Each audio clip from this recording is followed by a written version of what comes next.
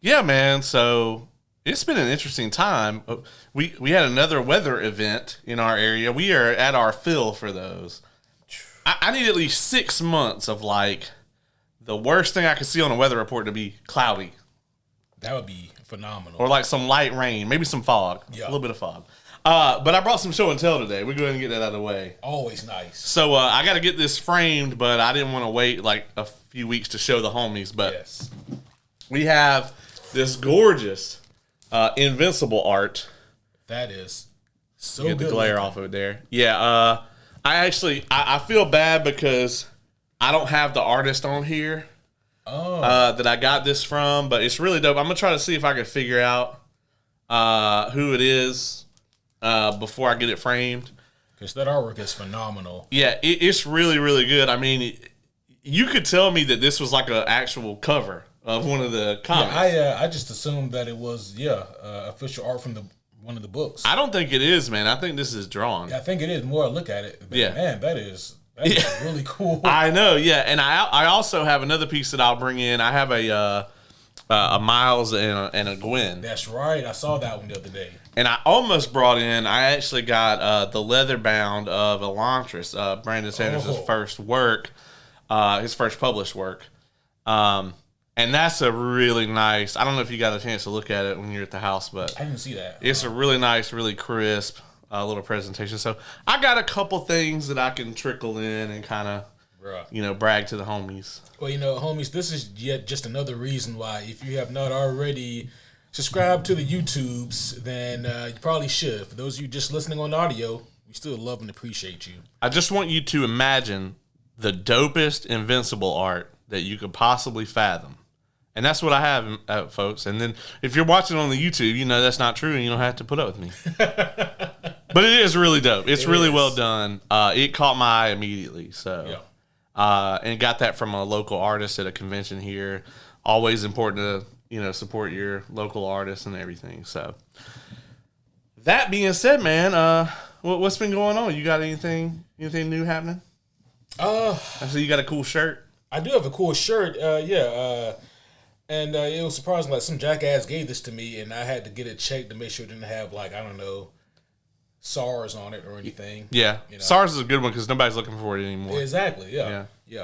I didn't check it for like the avian flu though, or anything like that. So. Oh no. Yeah, bed bugs. Shit. Yeah. That's where I fucked up at. Bed bugs. Yeah. You just rub a bunch of bed bugs on there. I am wearing a very, very awesome looking Cyclops T-shirt here for those of you who are watching on the YouTubes. This is a very cool shirt. It was gifted to me from none other than the homie Caleb, sitting right here next to me. Very comfy shirt too, and just a badass design. Like, I love this design here of Scott Summers getting ready to obliterate something. Right? Yeah. Yes. Somebody's about to do some dumb shit like knock his visor off. Yeah. And sometimes I kind of think that with the tactical kind of person that he is, he's like, oh no, the visor's gone. Like he kind of lets it happen, Right. Just so he can have an excuse to obliterate somebody and cause some severe property damage. Hey, this is random. Are you a Ninja Gaiden fan at all? I played, I don't remember which one, but I played the hell out of one of them. They revealed 4 today. Really? Yeah, the Xbox had like a developer direct. And then there was another thing that they showed, a new RPG they have coming out called Expedition 33. And both of them looked incredible. So. Oh, nice. Yeah. But, I mean, I would say it's been hit or miss with Xbox lately, but it's actually been like miss or miss for a little while. Who's making Ninja Gaiden? Is it the same? The same people, yeah. Okay. Yeah. So, I mean, hopefully it'll be, it looks tremendous. Apparently they've been working on it for a while. Team Ninja has. So I hope so. I hope they stick to what made those original games so great and not try to out Elden Ring. Yes. Yeah, because like those games were hard, but like they had like breakneck action. It was fast. It was like super responsive. Yeah, the closest comparison would be Sekiro. Which was incredibly difficult, but to me had by far the most satisfying gameplay out of all like the team from games easily. Yeah. Did you see the Supergirl news that just dropped earlier today? No, I did not see that. Oh, see if I can pull up the pic. It's not much, but it was a picture of just Millie Alcock. Is that her name? She, kind of like the back of her. She's sitting down in the chair, and I guess they begun production today. Oh, yeah. So, and the guy directing the movie, I don't remember his name, but he sounded really familiar, and I couldn't remember what he had done. Oh yeah. Greg. No. What was his name? It's gonna bother me now. Craig Gillespie. Yeah, that's it. Sorry if I butchered that. Yeah, close enough. Yeah, Craig Gillespie. That's a mouthful. That doesn't roll off the tongue at all. No, not really. Let's see what else he's done. Somebody's like yelling at us. Well, of course he's from such and such. Man, I never seen any of these things that he made. That's actually good though. Yeah. He did that Pam and Tommy miniseries that had Ewan McGregor in it, and Sebastian Stan. Oh, okay, yeah. I was like, who was Pam and Tommy? That one took me a while. Yeah. Yeah, the one where Sebastian Stan wears like the fake dick. Yeah. Shit. Yeah. They should have just got old. There it is. It's just Oh, that's a great shot, man. I got the hair on my arm standing up. Yeah. So for those of you who don't know, like I'm actually not a big Clark fan, but I am a huge Kara Zor-El fan. I like her lore so much better. And I can never remember the name of it. People are gonna be screaming at me now too, like, how the fuck are you on here? What's the little Kryptonian city? Kandor, yeah. There's the one version of her backstory where she actually, like, her and her parents ended up in there, and and I really like that one too. But I just I've always been a huge fan of Kara as a character, to the point where I even suffered through some of the TV show. So, what you think of? I'm trying to blank on her name. The actress who played her in the TV show, Melissa Benoist. That's it. Yeah. She was not. She had her moments for sure. Mm-hmm.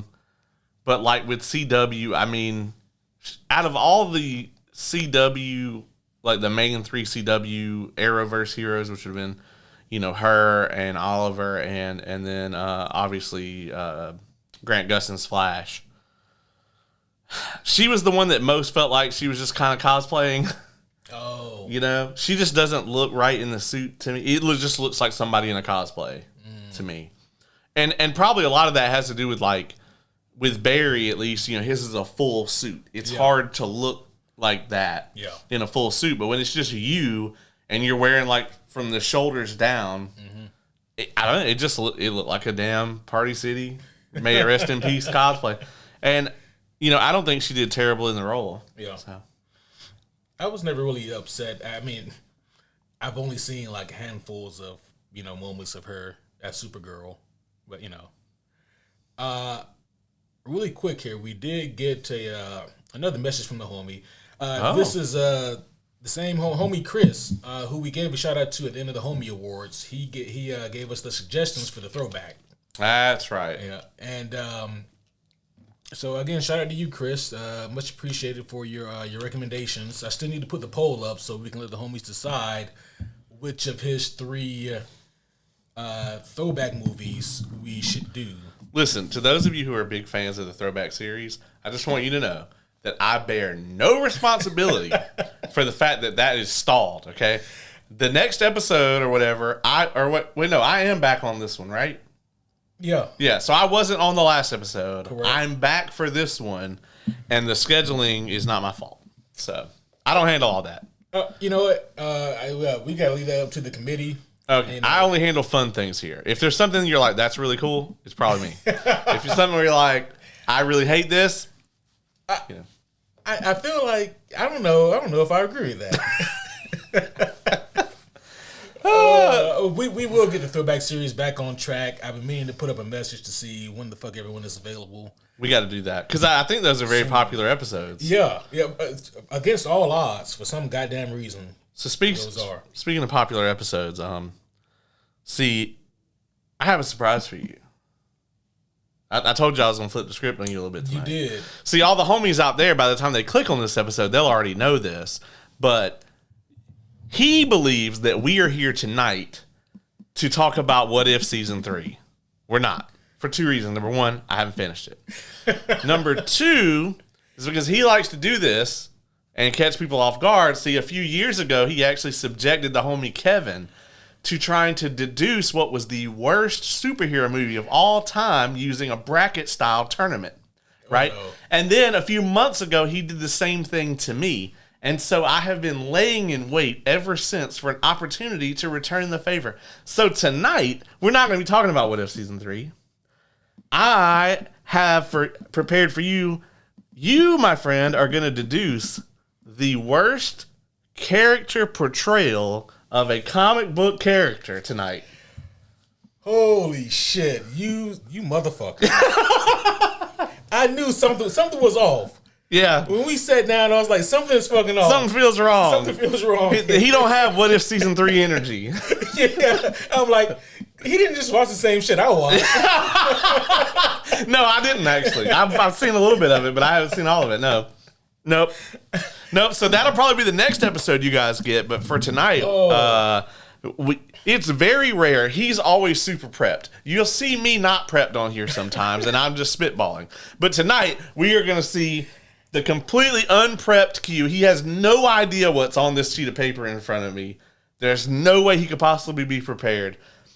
Now, let me just put this out here. This is not necessarily saying that this actor did a bad job. It is saying that this version of the character was terrible, like whether it's the performance, whether it was written poorly, whether it was directed poorly, whether the people who made it did not understand the character at all. So it doesn't necessarily reflect on the actor. It could, though. It could. Oh, boy. You know what? Before we get too far, that does pair perfectly, actually, with the homie Chris here wanted us to discuss. Oh, I thought you were done with this. All right, yeah. Yeah, so he says, here's a question for you and the homies. So after all your reviews, rankings, and scores, what is the superhero movie that you would consider a quote-unquote 10? I know there is no perfect superhero movie, but if you had to give one that perfect score, what is it? And also, what is your overall perfect 10 movie, the movie that sets the bar as a pinnacle of cinema? So, it's really funny that you asked this, Chris, because I went to go see Interstellar in the theater the other day. And a friend of mine went with me that didn't necessarily love it. Really? Yeah, I mean, they didn't hate it by any means, but they were just like, they had some issues with it. And a lot of them I understood, like, I'm never really going to argue with this, not for me. You know what I mean? Yeah, that's hard to argue. And don't get me wrong, I am very specific about art. Like, I want art to make me feel things. Yeah. Even if I hate the thing. Mm-hmm. Even if it makes me sad or terrified or whatever, like, I want it to make me feel something. And if it can do that, then I'm going to probably like it. As long as that thing is not, like, existential dread from being in a theater watching it, like with Joker 2. Right. But, like, wow. I mean, that actually kind of makes you optimistic. It's like there's so many things I could be doing right now other than watching this, But, there was actually, I had a conversation about things that I would consider to be perfect as far as movies and whatnot go. I don't know if I have a superhero movie that's a perfect 10, but that's not, he asked if we did have one. Yeah. For me, it's probably Begins. Batman Begins, for those of you. It's hard to argue with that one, right? Because, like, the three that I was mulling around in my head were... Batman Begins, The Dark Knight, and The Dark Knight Rises?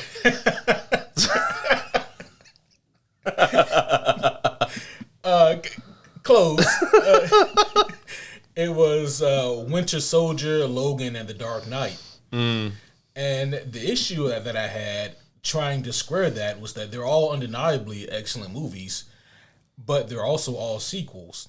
And when I think about like the quote unquote perfect 10 superhero movie, it would have to be something where I could take somebody who maybe isn't that familiar with these characters, sit them down and have them watch it and understand the story and the characters and kind of grasp what's going on. It's so hard to do that if it's a sequel of some sort, you know? Yeah.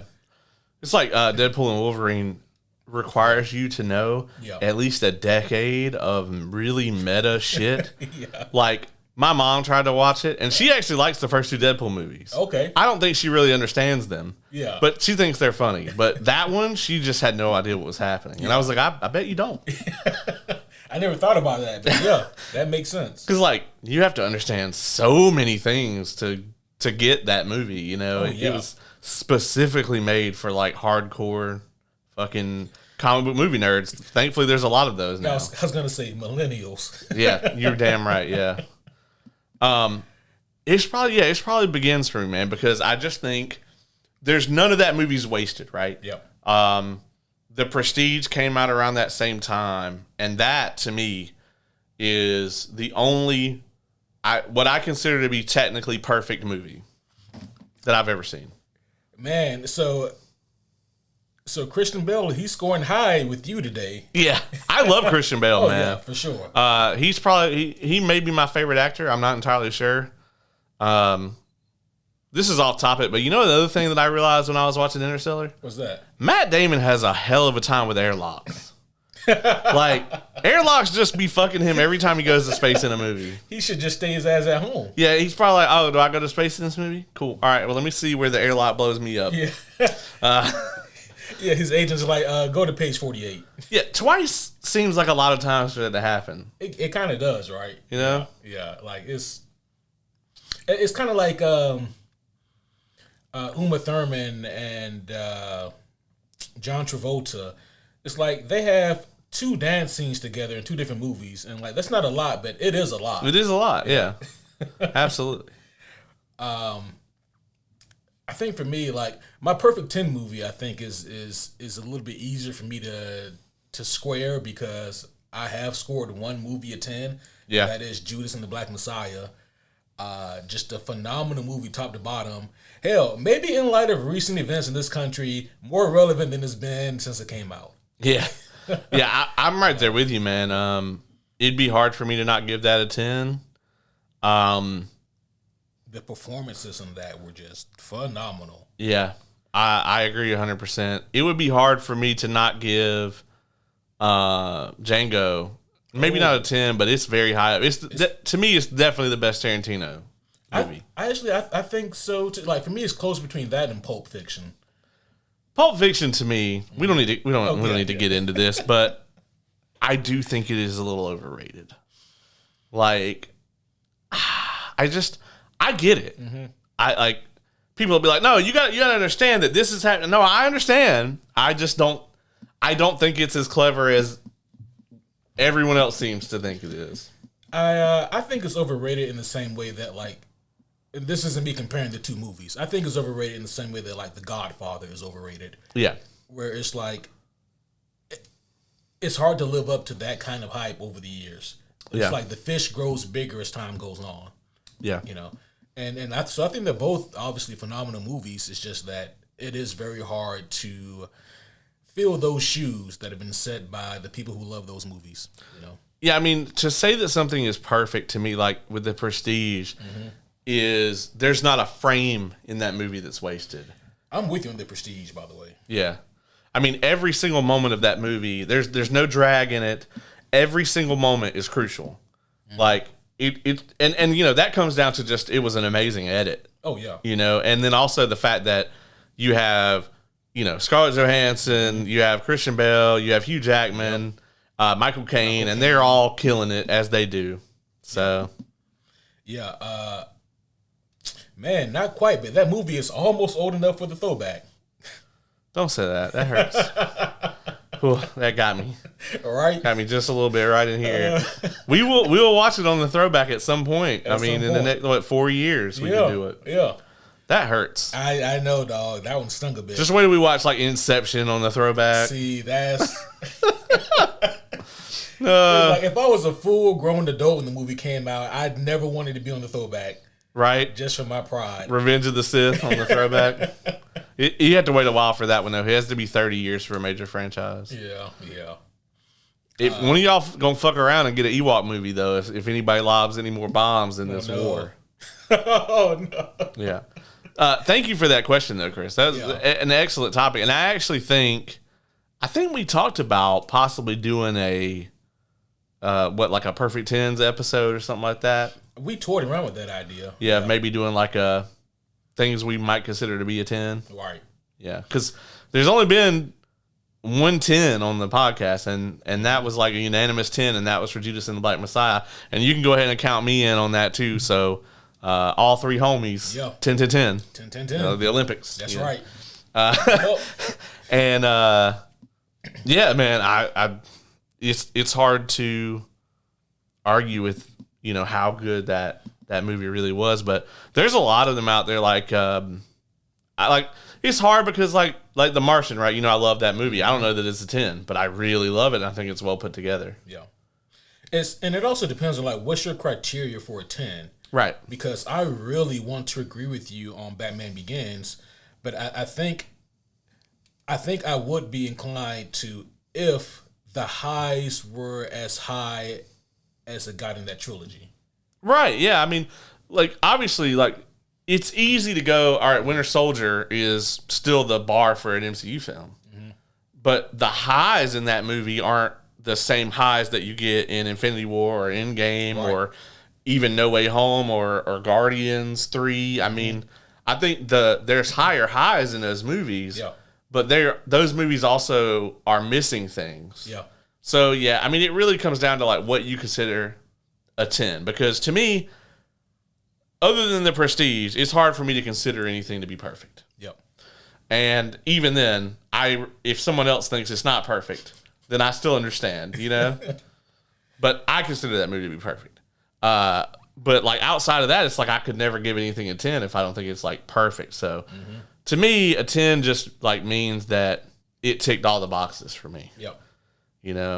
I was never taken out of it by the acting or the plot or the effects. It's got to be visually stimulating. I don't remember what I gave Dune 2, but it was way up there. Yeah, you gave it a 9.5. I want to say it was something like that. It was up there. I actually haven't done it yet, but because I haven't had a spare 6 hours. But I would love to watch both of those movies in a block. Yeah, I think they're tremendous. We never got around to scoring Wicked. I don't know if we're still going to do that. I would love to. I would score it very high. It's way up there for me. So, I mean, these are very drastically different genres that I'm talking about here. I mean, so there you have it. Yeah. Yeah. They do exist. Those rare unicorn 10s. Yeah. You know what we should do for the throwback when it comes around? What's that? We should do The Departed. Ooh. Does it? It does qualify, doesn't it? Yeah. Oh, man, yeah. Yeah, that's a good one. It is. American Gangster also is a great movie. We talked about at some point The Matrix. Ugh. I mean, not a 10 for me, but still a great movie. Not a 10, but I mean, for the throwback. Yeah, no, absolutely. Yeah. All right, man. Are you ready? Are you ready to get these introductions so I can? Let's do the introduction so I can. I've been trying to stall on this thing, but I'm just prolonging the inevitable. You've been trying to think about what I have on this piece of paper. Yeah, it's not working. Well, homies, one and all, we would like to welcome you back to a very special episode, a very, very special episode. That's right. Of the Superhero Homies podcast. My name is Quentin, your clueless co-host today, and with me here is none other than the Cosmere expert himself, the man who may secretly work for Brandon Sanderson. The jury's still out. He is a phenomenal co-host, even though he pulls shit like this. I'm a phenomenal co-host because I pull shit like this. That's right. I am the homie Caleb, and I have here the list. I have 16 awful characters. And thanks to Hollywood and whoever else, there was probably, I could have probably done another 16, but I didn't want to do this for 4 hours. So I probably could have done like a 16 on each side bracket. Are you ready to get this started? Yeah. So what's going to happen is we're going to go down the bracket, and one by one, he's going to eliminate one of the characters. So I'm going to give him 2 characters, and he's going to decide which one is the more awful. And by the end of this episode, we're going to have what you consider to be the worst portrayal of a comic book character ever. Holy shit. Okay. So I figured that we would start this off with a legendary clash of 2 characters that will go on and on forever and ever. Number 1, George Clooney's Batman versus Jared Leto's Joker. Jesus Christ. This is what we starting with? That's what we're starting with. Oh, fuck. Okay. I don't have nearly enough alcohol in this cup. And I'll tell you this, you got the Pepsi's on the table. I didn't put Madam Web on this list. Okay. All the joy she's given us in 2024, I couldn't do it. Okay, all right. So, George Clooney's Batman versus Leto's Joker. Correct. Wow, okay.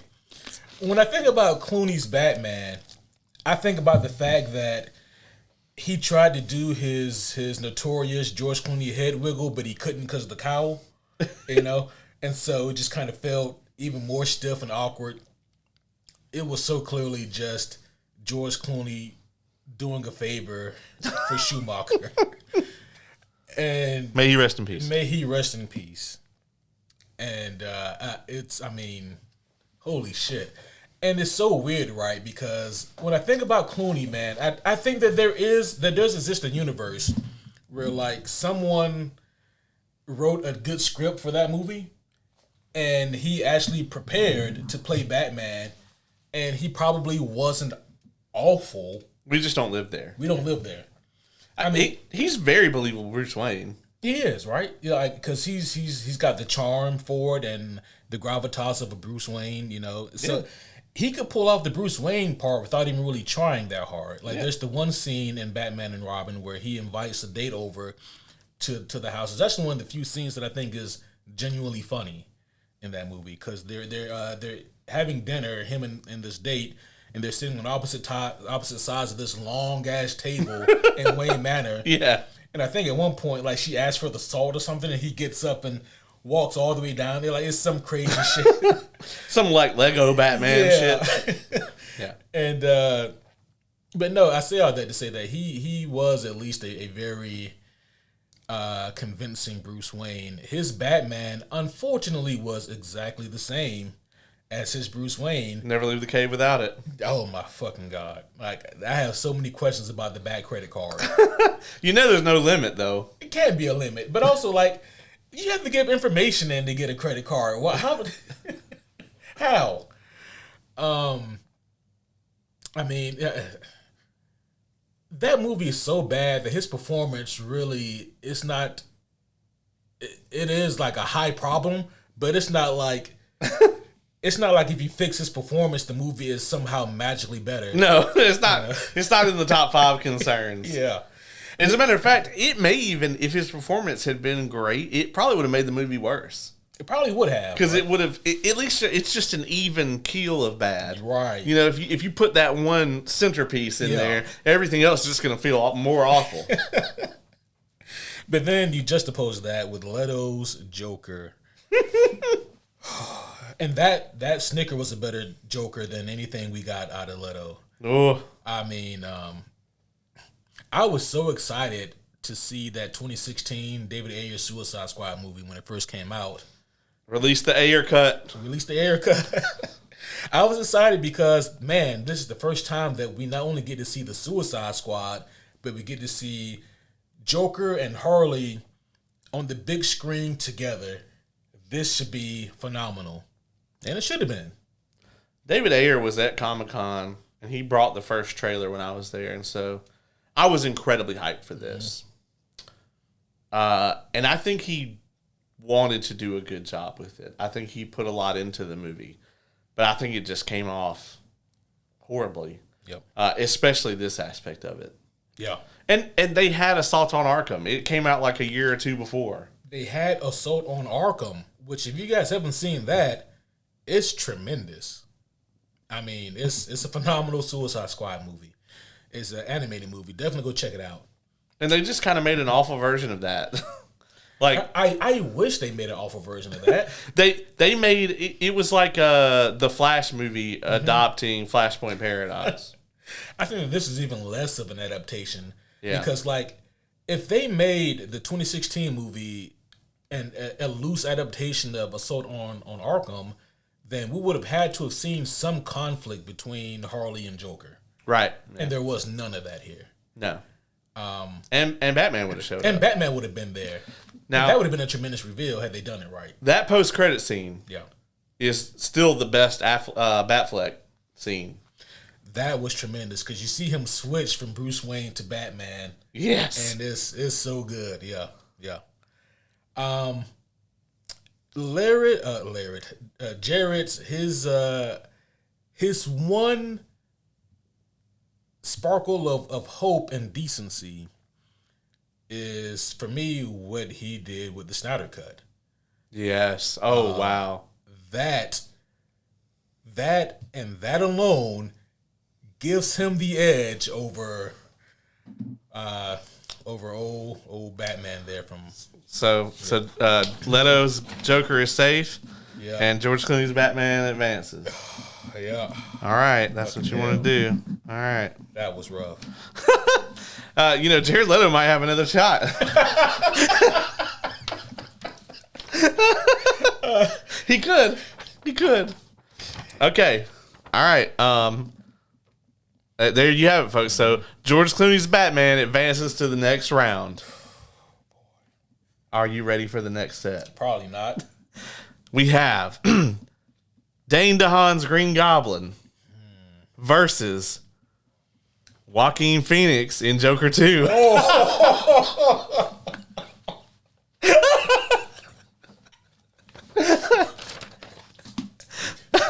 Son of a bitch. Yeah, there was a possibility we could have got a Joker versus Joker fight in the second round. But we could still get Batman versus Joker again. Oh, no. That's my neighbor's dog. Yeah, I was like, what is that? Yeah. I was like, I don't make that sound. Okay, Dane DeHaan's Goblin versus Joaquin Phoenix Joker 2 specifically. Yeah, specifically in Joker 2. Yeah. Where you had already seen it once. And you just had to sit through it again, but way worse. Also, it is to note that these are like the worst portrayals of the comic book character. So, with Dane DeHaan, he's a great actor, I think. Yeah. But the visual effect that they did for his Goblin was. What is it with Hollywood having such a hard time with the Goblin aesthetic? Yeah, I mean, just use the damn mask. Yeah. Or just cast a motherfucker that looks creepy as shit. Like Willem Dafoe. Like Willem Dafoe. Man. So when it comes down to which one of them more or less thoroughly encapsulates the comic book character, I mean, listen. I've known him for a long time, and when he says that, there is no hope here for this round, right? So we have spoken ad nauseum about Joaquin Phoenix's Joker in Joker 2. Filet à deux. And filet of dirt. and the problem is that Joker, and again, just looking at him from the lens of Joker 2, that sequel, the problem is that guy could be anyone, and that's probably what Todd was going for. right? The problem is that doesn't make the Joker, doesn't make him special. And And I mean, it's the fact that there is no genius hidden underneath that psychopathy. There's just a frail, broken man. There's really no mystique behind him either. That's been stripped away in the sequel. I mean, I'll be completely honest with you, folks. If he's not wearing the makeup, if Joaquin is not wearing that makeup, you never know who he's supposed to be. You would never know. With Dane DeHaan's portrayal as the Goblin, as off as it was, and as rushed as it was, when I strip away everything else and just look at his dynamic in that movie, like his dynamic with Peter, at least there was some sort of friendship there. I haven't seen this movie in a long time, but I really don't remember. Why is that? Yeah, I've just been busy. You know? Oh, okay. Yeah. I've been meaning to do it, you know. Yeah. I don't remember Dane and Andrew having really good chemistry together. No. Yeah, and that's kind of a problem, right? Like, if you're gonna have that Peter and Harry dynamic, they have to have some kind of chemistry. And like, to me, Harry should seem like the cool kid. Yeah. And Peter should seem like the dweeby kind of nerd. It was flipped. And it was flipped, yeah. Because, like, I mean, Andrew Garfield's just a cool fucking guy, Yeah. you know? Yeah. And then Dane DeHaan definitely sits in the back of the class. Oh, you for know? sure. He's the kid you dap up just in case. Yeah, just in case, yeah. But I mean, with that being said, like, I have to say that Dane DeHaan was definitely done way better as Goblin. So Joaquin's fucking Joker progresses on. And in round 2, we're gonna get Batman versus Joker again. God damn it. Forever and ever. Shit. Okay, we're gonna get away from Batman for the next set. Okay, thank you. You look. This is exactly how I hoped it would go. I'm so distraught. Yes, his stance changes a little every time. He's just. I'm gonna be on the fucking floor by the time we're done. All right. You ready? It's funny. You said this word a minute ago, and I thought that I would go ahead and make a pun, but I didn't. For the next set, Jennifer Lawrence's Mystique versus Anna Diop's Starfire from Titans. Oh.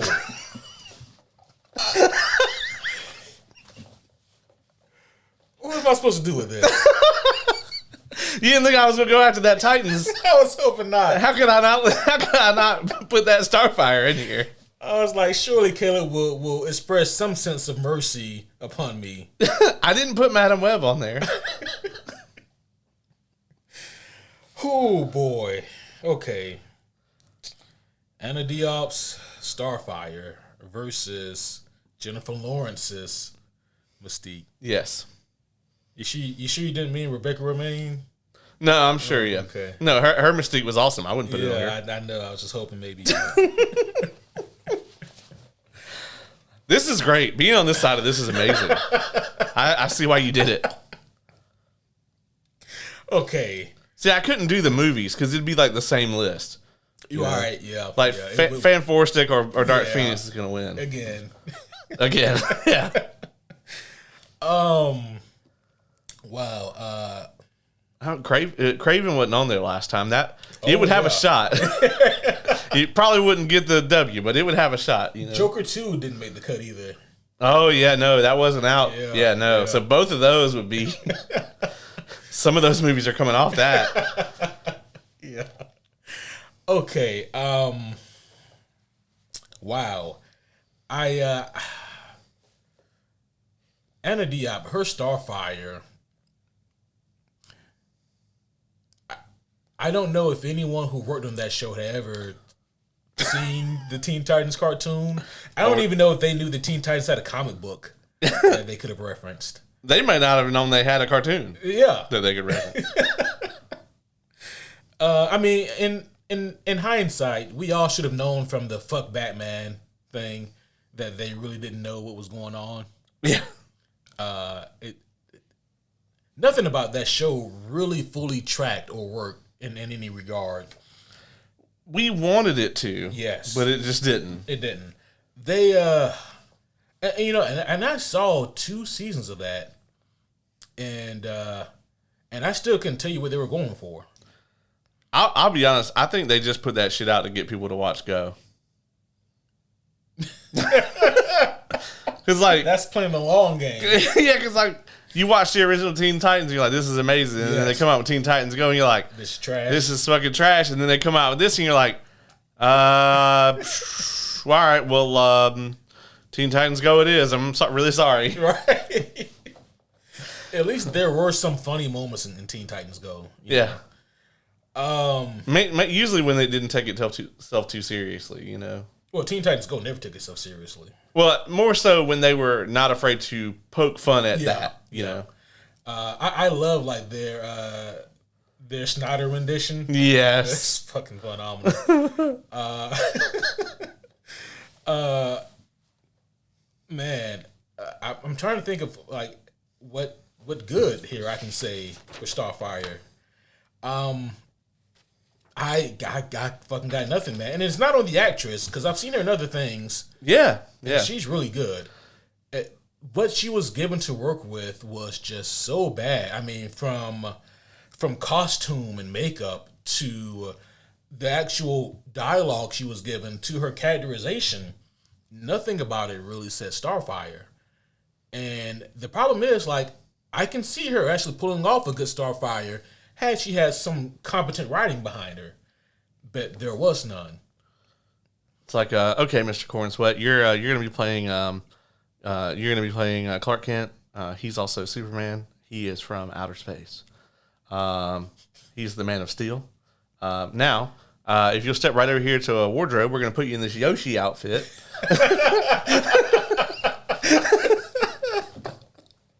Because you see, Yoshi is probably some sort of alien as well. Yeah. So it matches. And action. That feels like what they gave her to go off of. Just about. It also bothered me that the actress that played Raven, she was legit like 16 when that show started, and Beast Boy was like 23. Yeah. And I'm like, y'all can never ever do any kind of romance between those two characters. And they did, and it was cringy. It should not have happened. It was straight cringe. Should not have happened. Yuck. Yeah. It was wildly problematic. A little bit. Yeah. A little fucking bit. In terms of, there's no good on the other side of this thing either, man. In terms of Mystique here, played by Jennifer Lawrence, the world's first female action star. They should have got Sigourney Weaver. They should have got Sigourney Weaver. They're phenomenal. I actually kind of want to see that now. Right? But wow, her Mystique started off as a very bizarre kind of plot device in First Class, where like a lot of the movie hinged on her and Charles Xavier having this sibling-like relationship that didn't track, because at that time we were all thinking that this is a prequel to the X-Men movies. Right. This makes no sense. It makes zero sense. I don't think they have any lines together like that original trilogy. Right. As a matter of fact, she tries to kill him. She poisons him. Yeah. So none of it really tracks. In terms of like, does she encapsulate Mystique? She shapeshifts. And I think that's enough to give her the edge. I mean, in terms of like her personality of Mystique, no, none of that. It's not there. She is Jennifer Lawrence filling in the blanks. And again, as much as I would love to rag on Jennifer Lawrence, I'm not, because I just think that she was not given anything to work with. And so, in a way, she did pull a George Clooney and just filled in the blanks. Especially in the last two movies. Oh, my goodness. And the last one. My God. You know how in much of a either she was in a hurry to just be done with these movies, or like the fan backlash to that character really got to her, the studios. Y'all gonna wait till the last movie to kill her off? Right. and it's early. It's in like the first 20 minutes. She was on set for like 2 days. Had to have been. Yeah. So in terms of like the worst characterization, I gotta give that to Star Fox. Starfire. Might as well be Star Fox. Might as well be Star Fox. All right, so Jennifer Lawrence's Mystique goes away, and Starfire lives to fight another day. This isn't going to be. Tell me this is better.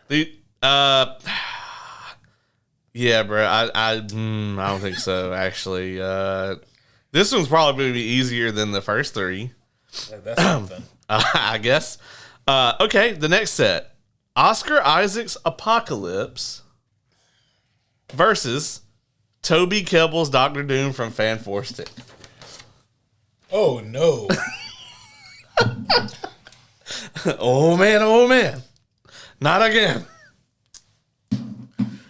So, I think a fun drinking game for people in AA would be to take a shot every time you can think of something good about Fan Four Stick. And I think by the end of it, you'd be sober. Yeah. You know? Man, Oscar Isaac's Apocalypse. Let's talk about that for just a second here. This movie came, I believe, right on the heels of Age of Ultron. Yeah, it was 2016. Yep. And Age of Ultron was 2015. Mm-hmm.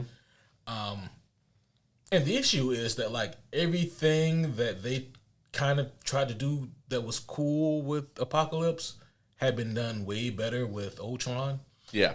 Like, I mean, obviously, Apocalypse wasn't an AI come to life, but, this ancient mutant who is risen again, and now he's learning all this information. And, I mean, even the way that was done was just so lazy compared to how Ultron does it. His introduction didn't have the gravitas of Ultron, Right.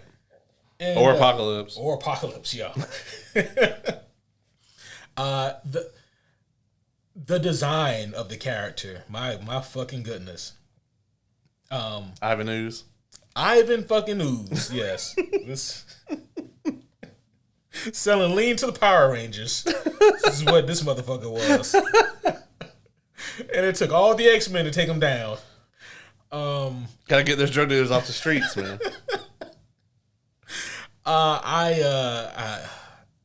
Oscar Isaac tried, man, but again, like, I may be like the most apathetic towards this movie out of all of them. Like, I outright hate Dark Phoenix. I'm just so apathetic towards Apocalypse. It's bad, but there's nothing about it that even stands out. Right. Like, at least with Dark Phoenix, there's horrible moments you can point to. Yes. But Apocalypse is just like, it's just a super forgettable movie. It's like it'd be like taking, I don't know, like if you actually had a Flash movie with like Reverse Flash in it. That's crazy. But it was just forgettable. Like, that'd be crazy. Yeah. But so comparing, Jesus Christ.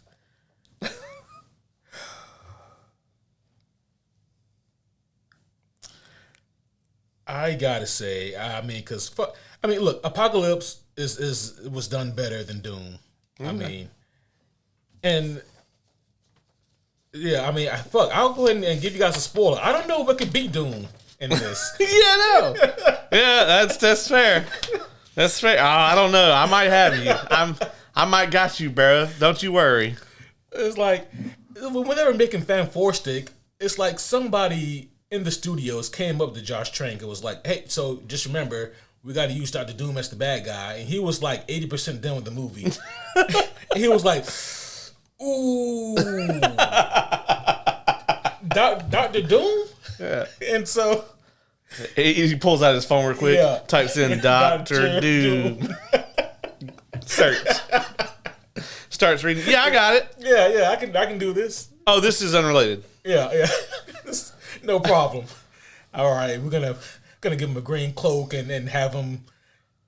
We're gonna give him Dr. Manhattan powers and be done with it. Yeah, just vague whatever powers, any power you want. So does that mean that Dr. Doom is moving to the next level? He moves on. Hey man, listen, in the next round, he's gonna be facing Starfire from Titans. Oh Jesus! So you know. Okay, we are through the first half of round 1. This is fucking awful.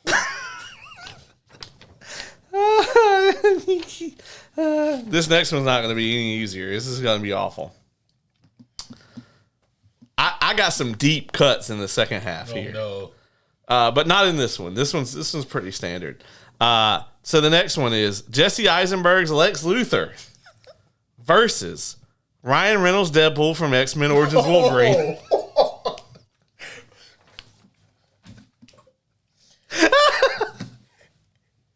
Kayla, you can fuck right off. I spent a lot of time curating this list. With some of these I actually had forgotten about, and then I was like, oh yeah, that was awful. Man, Ryan Reynolds and X-Men Origins, like that is the epitome of we have Deadpool at home. I mean, and nothing about that worked, right? Just the logistics of that character. About the first 10 minutes. Yeah, that's true. And I mean, I think like the first. Yeah, about the first 10 to 15 minutes of that movie, actually a little bit more than that. I would be generous and say the first 20 minutes of X-Men Origins, it's a pretty darn good movie. You get the Logan as a kid, and then you get him and Sabretooth in the wars, and then you get them working with the Weapon X program, and then you get Logan living like a lumberjack, and it's after that first Sabretooth fight is when the movie just drops off a fucking cliff. It's like they had up until that, and then they just winged it. Yeah, and then the writer's strike happened. Yeah. Yeah, and then they're like, we'll just figure it out. Yeah. But that's what's always been so frustrating about X-Men Origins is that those first 20 minutes, I like what I'm seeing. And then I'm like, it's like if you're playing a video game and somebody passes the controller to like a little brother, and then it's like that's clearly a different person playing here. But no, that Deadpool. Whose idea was it to stitch up Deadpool's mouth?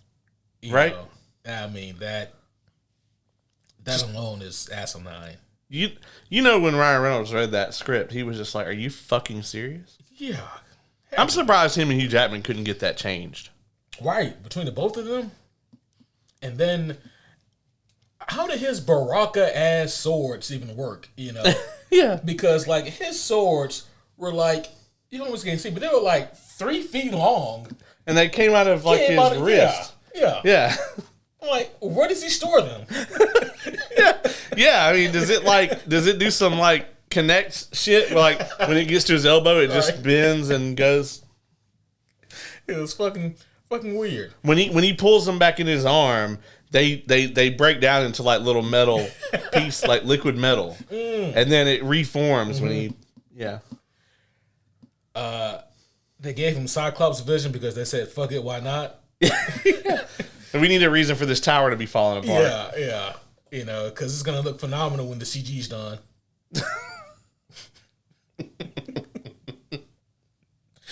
Holy shit. And then Jesse Eisenberg's Lex Luthor. I remember exactly where I was when the trailer for BVS dropped. And that trailer had me hooked, man. I was watching like, oh man, yeah, I like the look of that bat suit. Oh yeah, I mean, Batman and Superman facing off. This is good. Oh, we got Clark Kent and Bruce Wayne talking. I'm digging this. And then my two favorite people are. Like, who the fuck is this? was like, no, that's not Lex. That's the fuck. And so it threw me. I don't know why he talked like Kermit the Frog. Bro. Yeah, I've seen several different incarnations of Lex, you know. I mean, like, and the classic comic book version is definitely more what like Gene Hackman's version is based on, you know. Yeah. I mean, you get like the more narcissistic, prideful Lex, you know. You get like Rosenbaum, yeah. I was supposed to say that, yeah. And but I don't know where you get this version of Lex Luthor from. Like he just doesn't exist in any of the lexicons. No pun intended. Oh, well, now a lot like Jared Leto's Joker, he had the one good after credit scene too. I forget which movie that was in. Was it Aquaman? That was after? It was in Snyder Cut? It was Snyder Cut. Yep, with the Deathstroke. When Deathstroke comes up. Yeah. Yeah, because he was like had the bald head and his demeanor was I mean, yeah. And I'm like, where was this at for BBS? The whole time. Yeah. The thing about him that really broke me in that movie is it was like it wasn't like Elon. You know what I mean? Where like he didn't Heil Hitler, no. No, he did not do a Nazi salute in the movie. But it's like, you know, everybody can tell there's something kind of off about that guy. Like, but like the way he portrayed Lex in this, it's like, no, everyone would have very clearly been like, this dude is fucking insane. Yeah. You know, it wasn't like right on the edge where he was like an enigma. No, it was like, no, put this dude in Arkham today. Like, you know. And again, like when it comes to somebody like Lex, just kind of like how with the Suicide Squad movie, looking forward to seeing Harley and Joker interact, and they really didn't interact that much in that movie. Superman and Lex are supposed to have some moments together, and they really don't.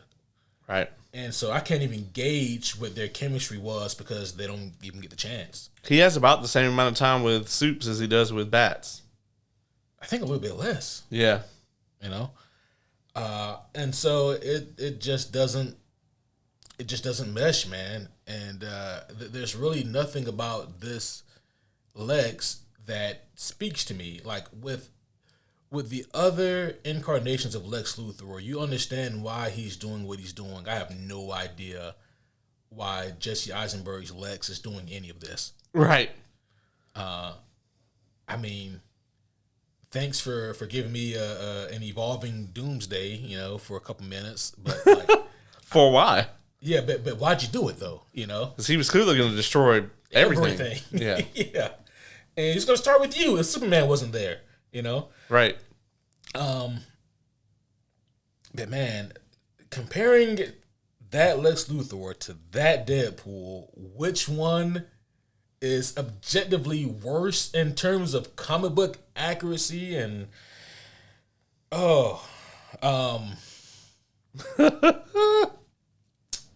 holy shit.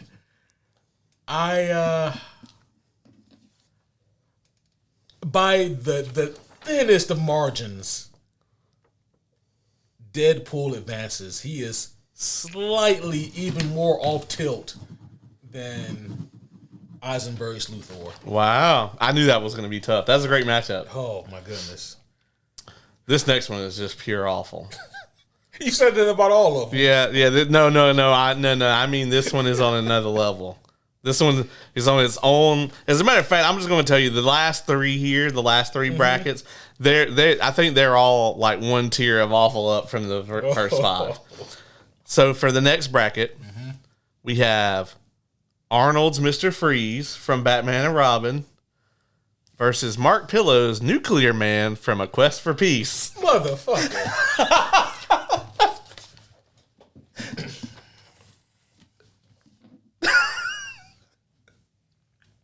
He is speechless, ladies and gentlemen. You didn't think I was going to bring A Quest for Peace. Bruh, I was praying that you wouldn't. And you know what sucks even more? At first I thought, okay, I have an out. There's a technicality because they just fucking made up Nuclear Man for this movie. There's nothing to base him on. But then they put him in the comics. This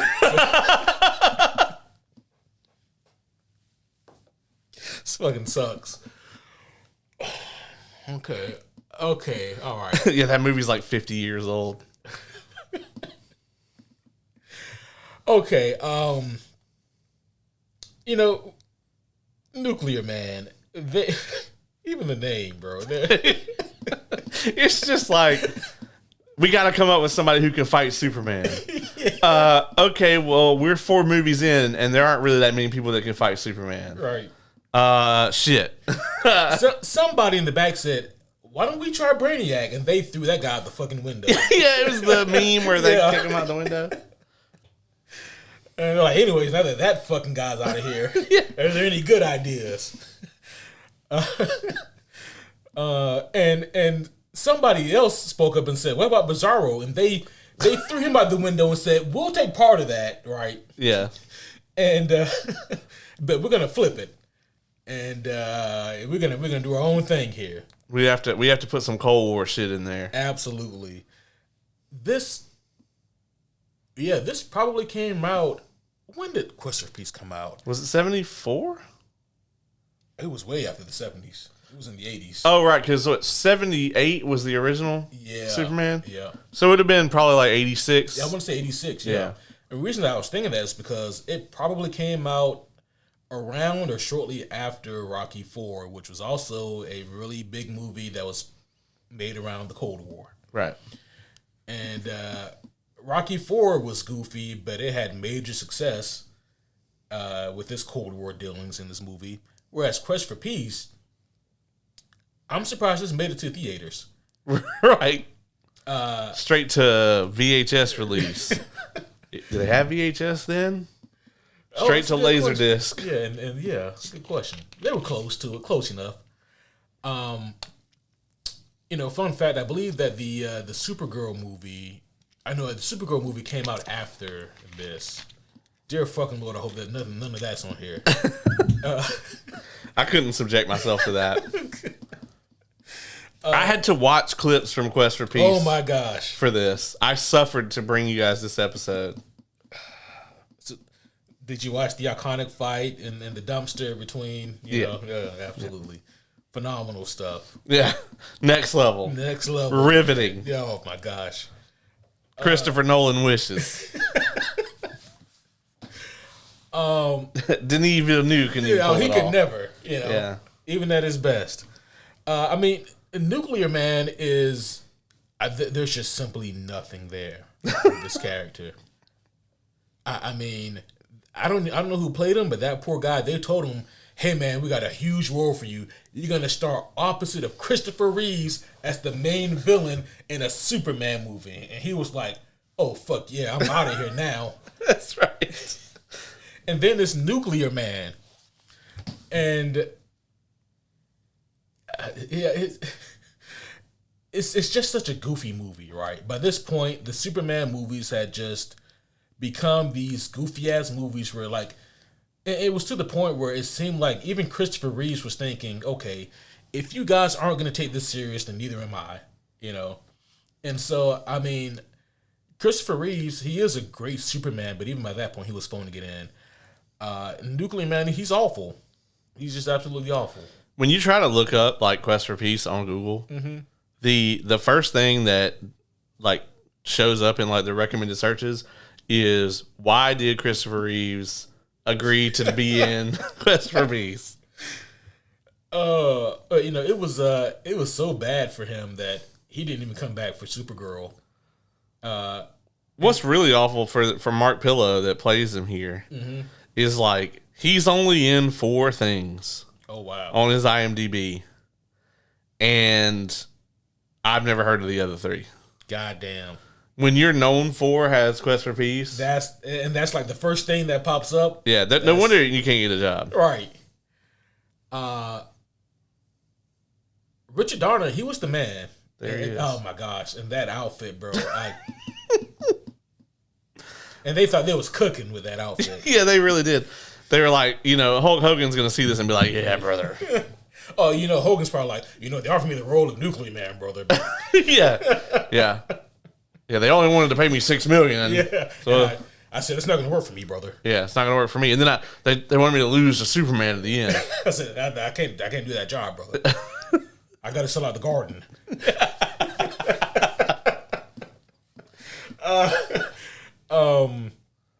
Oh fuck. Okay, and we can't ignore Mr. Freeze here, played by Arnold Schwarzenegger. Yep. You know, it's almost tempting to try to give him a pass, to think of a reason as to why one should win and one shouldn't. But I can't give it a pass. I was gonna say, well, you know what? This is a ridiculous version of Mr. Freeze, but like maybe the animated series hadn't come out yet. It had. You're right. It had been out. Yeah. Yeah. And you know what killed the dinosaurs? Nope. The Ice Age. Fucking hell. I hate it so much. His dialogue is 97.8% pun.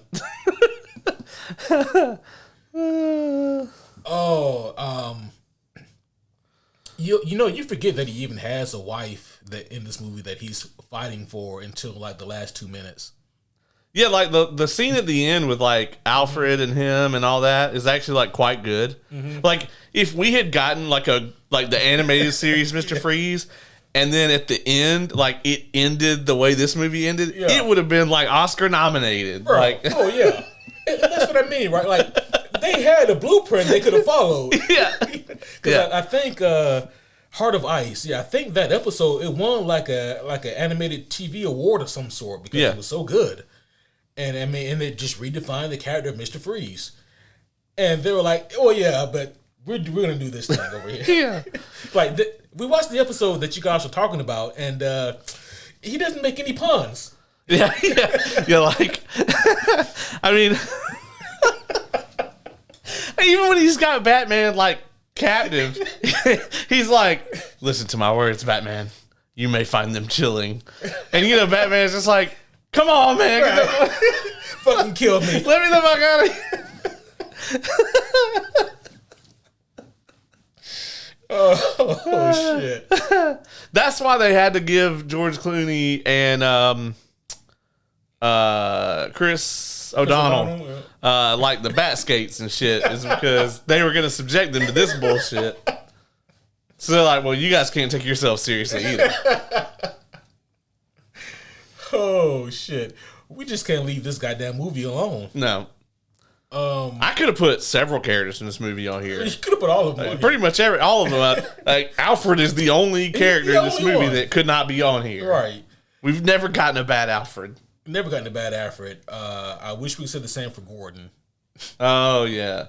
The Gordon in the first 4 Batmans is barely in them. Right.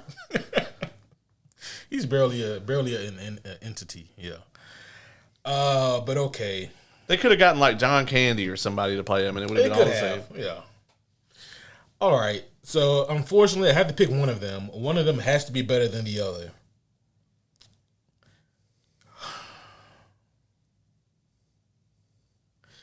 You know what?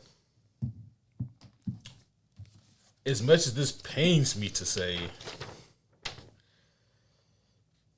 Nuclear Man actually hits the mark more than Schwarzenegger's Freeze.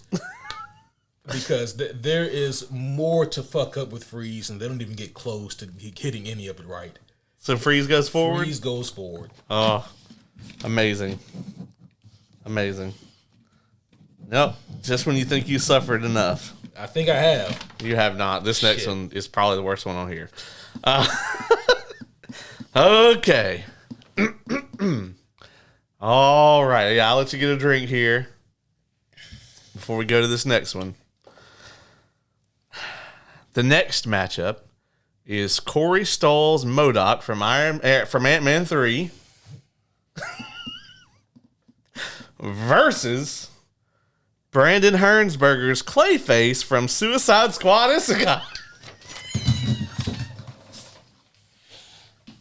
I never seen him take the headphones off.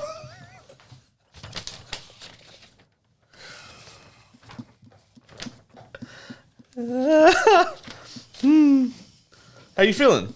You all right? You still good? I would have so much more preferred to talk about What If season 3. Well, see now, next time we record, when we do it, you'll be like, "This is amazing." It's a fucking 10. Yeah, 10 out of 10. 10 out of 10. Would watch again. Okay. So I got Clayface from Isekai, and what's the my mind blank? What's the first one? Corey Stoll's MODOK from Ant-Man 3. Fucking MODOK from Ant-Man 3.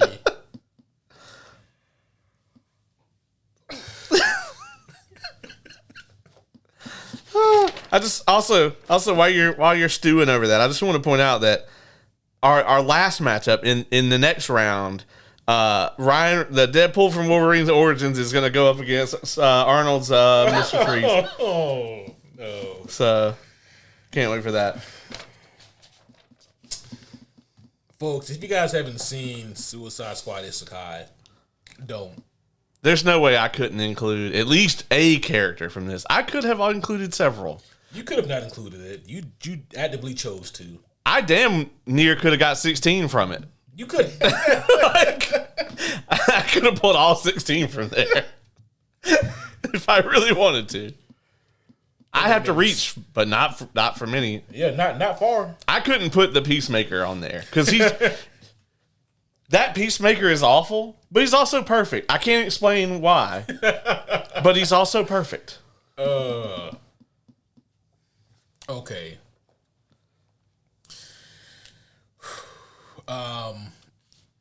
MODOK. I mean, what does it say when your Yellow Jacket is better than MODOK? And Yellow Jacket was, I think, on the MCU villains, you guys had it damn near the bottom. Mm-hmm. Because MODOK wasn't out yet. Yeah, MODOK wasn't out yet. You guys made that list during the good days. Yeah, during the good old days. Yeah. Yeah. Back before She-Hulk. Yeah. Back before the Eternals. Oh, shit. No, that was out. Barely, but it was out. Eternals was out? Okay. Yeah. But, I mean, my goodness. I mean, so, like, Yellow Jacket was clearly, he was just we need a villain. Somebody has to impose the hero. I think Ghost was at the bottom of y'all's list and Yellow Jacket was right there. Right there, yep. And then I think we put Icarus next. Yeah. And probably Taskmaster. Taskmaster's way down there too. Yeah. Yep. I mean, but with this MODOK, I have similar feelings that I have with like Trevor Slattery. Why did y'all keep bringing him back? It's not getting better. It's way worse. Yeah. The CGI is baffling. Like if the CGI had been like okay, I think it would have been received differently. Yeah, and for a while there, Marvel didn't understand the difference between they're laughing with us and they're laughing at us. Right. I don't know. I'll be honest with you. I still am not sure they grasped that. I think they just guess. I think they just kind of hit around it. Be like, well, I went to a few showings of this and everybody was laughing. I don't know. Yeah, they must have enjoyed it. Yeah. No.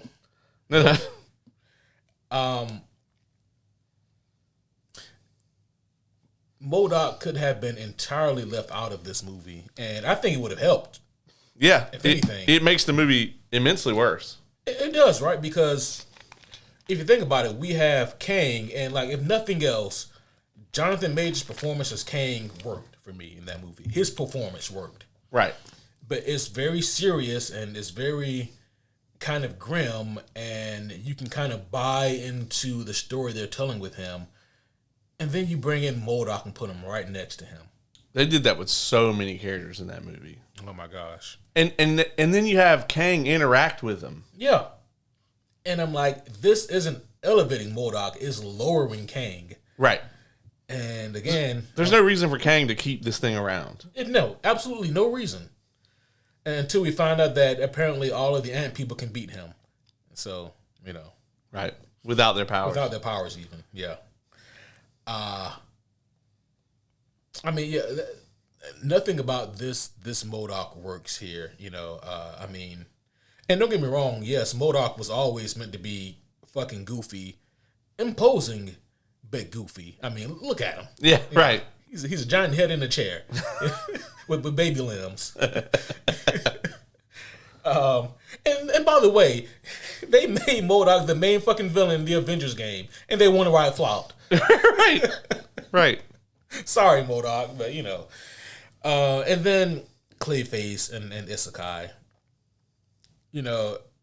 They said this was in part made by a Japanese studio, right? Yeah. Yeah. I don't think they ever forgave us for the Godzilla movie we made in America, the one that came out in 2000. Godzilla 2000. Yep. And they probably also never forgave us for Dragon Ball Evolution. And so I think, Godzilla 2000 was awful, and yeah, I have never suffered through Dragon Ball Evolution. Oh, you never seen it? No, and I won't. You mean you won't at this current? If somebody brings that for the throwback, I swear to God, I'm picking an Ewok movie. No. See, that's how wars get started. Yeah, that's what. Well, that's my deterrent. I got that in the chamber. Oh, it's so bad. It's awful. I'll pick A Quest for Peace. Motherfucker. I have never seen that movie, and I don't intend to.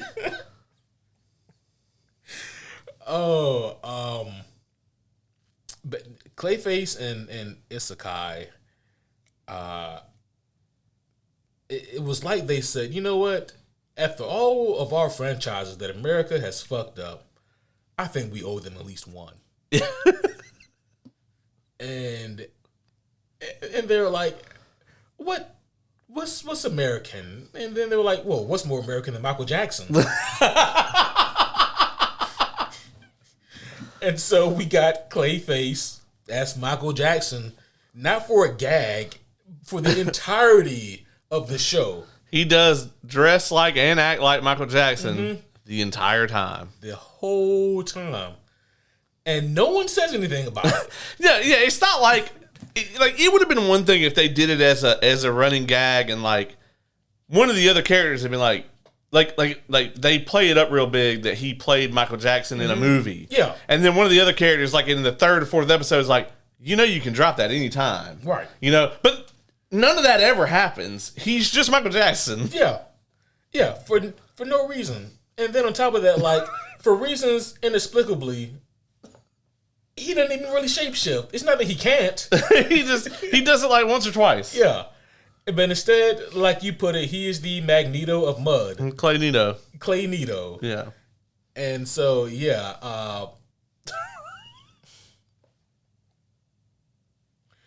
MODOK is awful, but somehow this version of Clayface is just, he takes it.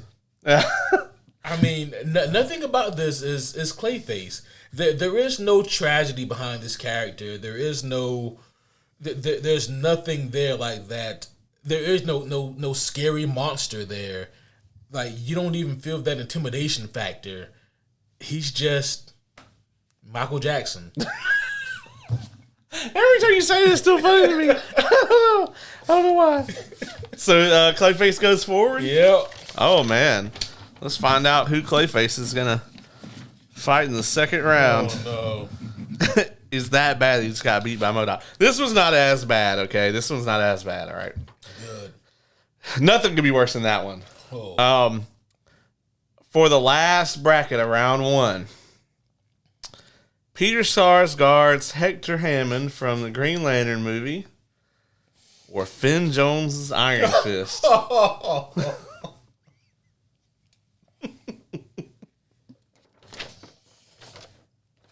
Man, Peter Sarsgaard, he's actually quite a good actor. Right. Yeah. Finn Jones ain't bad either, Finn Jones isn't bad either. I remember I saw him in Game of Thrones before I saw him in Iron Fist. Man, when on paper, Peter Sarsgaard, he works perfectly as a Hector Hammond. Yeah. And then you want to tell me that Hector Hammond is going to be like the first, kind of big villain in the Green Lantern movie? I think that's also a great idea. But then they just kept going and going and going.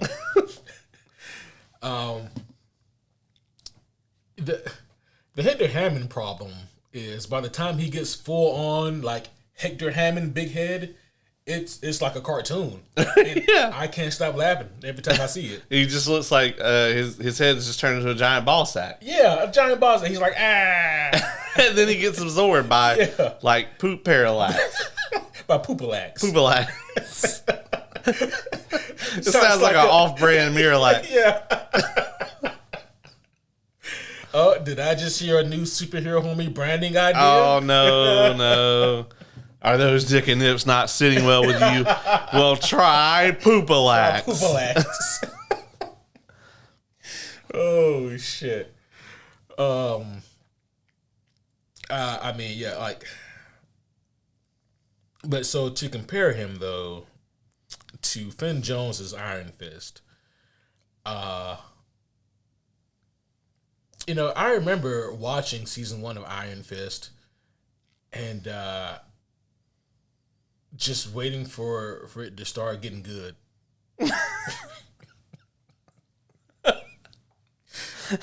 And here he is. Still waiting. Waiting.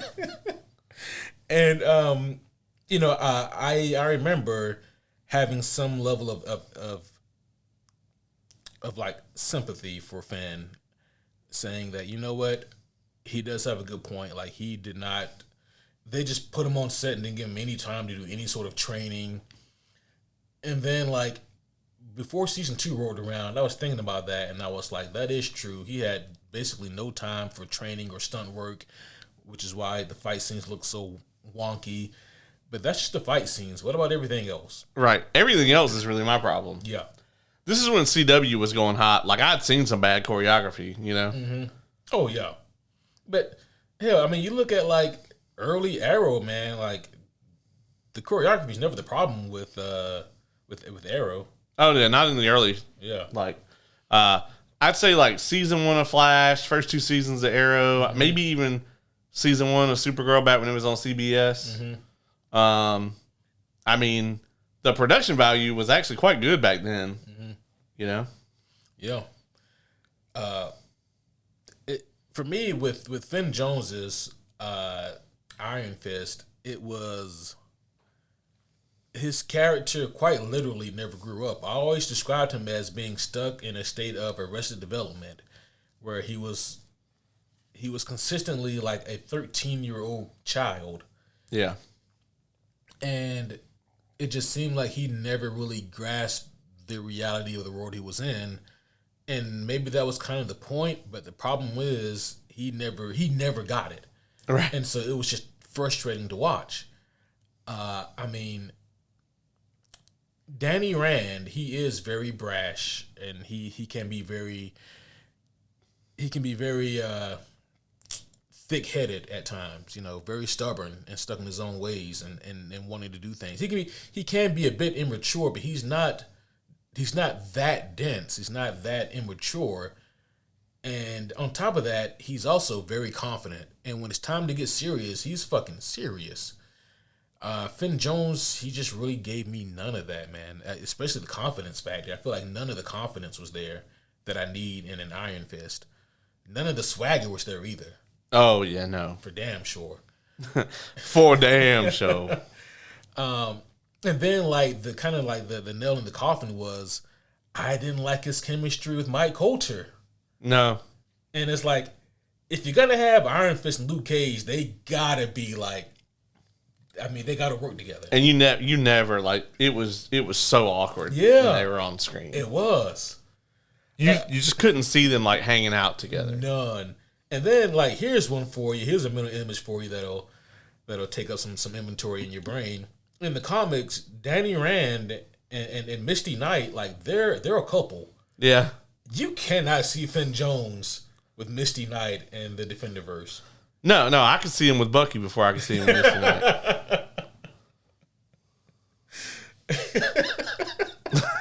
God damn. Oh shit. Okay.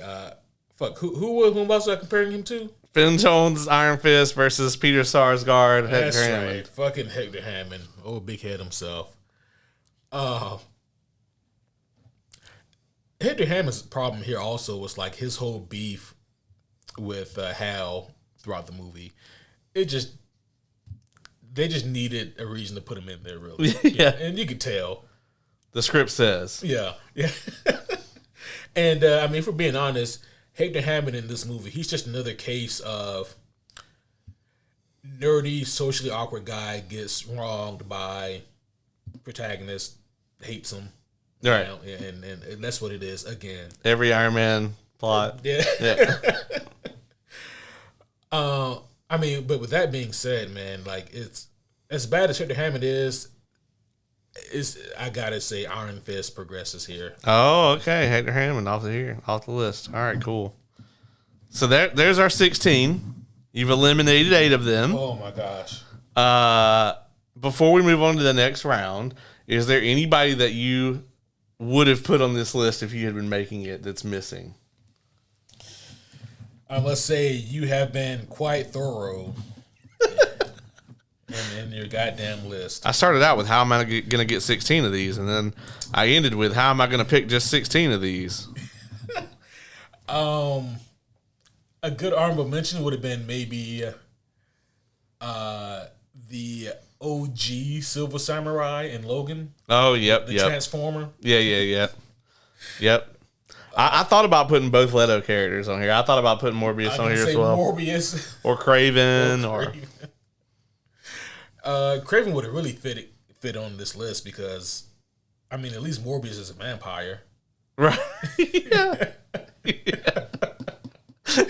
He does have that going. He is a vampire. I'll be honest with you, man. I actually had every intention of putting the current Venom on here. But comparing him to everyone else. Yeah. As I got down this list, I was like, I don't think he's gonna be on here. No. Man, like I'm trying to think of like other like terrible. I definitely considered Madam Web, but like I said, in exchange for all the laughs, she was exempt from this because she is definitely a terrible portrayal of that character. Oh, absolutely. Yeah.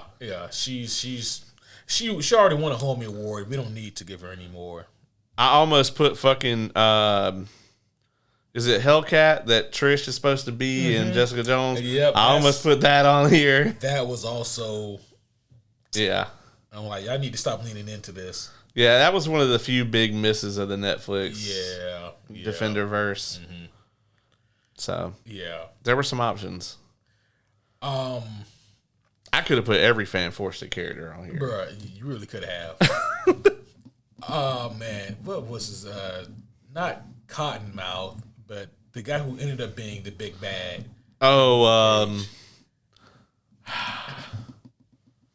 Right. Is it Razor or something? Diamondback, that's what it was, yeah. I'm Luke Cage. Like, that will go down in infamy as far as I'm concerned. Who says the following line in the MCU? I'm Luke Cage. Is it A, Luke Cage? B, someone dressed up as Luke Cage? Or C, Diamondback?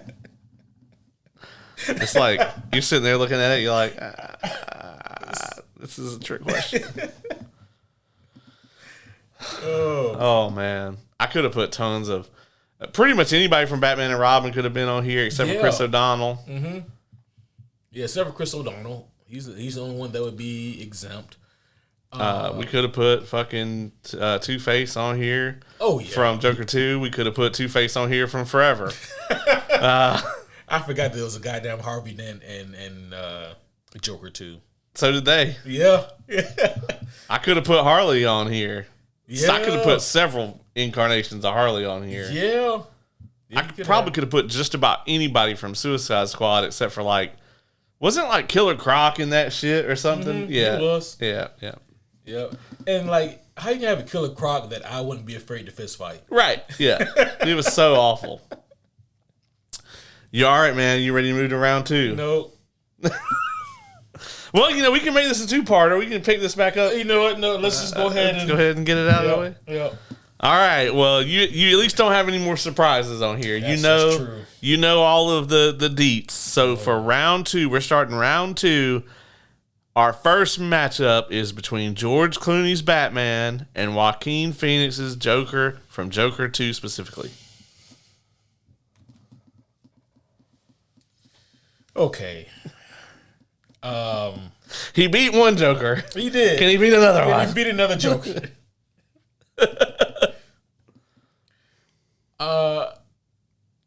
Clooney's Batman is just so damn bad. It's like there's nothing really redeeming about it. I mean, we already mentioned like his Bruce Wayne is decent, but that's just him being George Clooney. It's just him being himself. I mean, there's just nothing there for his Batman. Like he's just so blasé. He's got the nips and the head wiggle and the nip wiggle. But then Joaquin's Joker, man, specifically from Joker 2. At least we didn't have to see that Batman twice. Right, imagine that. And it was somehow worse in the sequel. I don't know. He was in The Flash, and he was not even close to the worst part of that. You know, I could have pulled a bunch of shit from that movie, too. Fucking God. I could have just pulled the main character, like Ezra Miller's Flash from...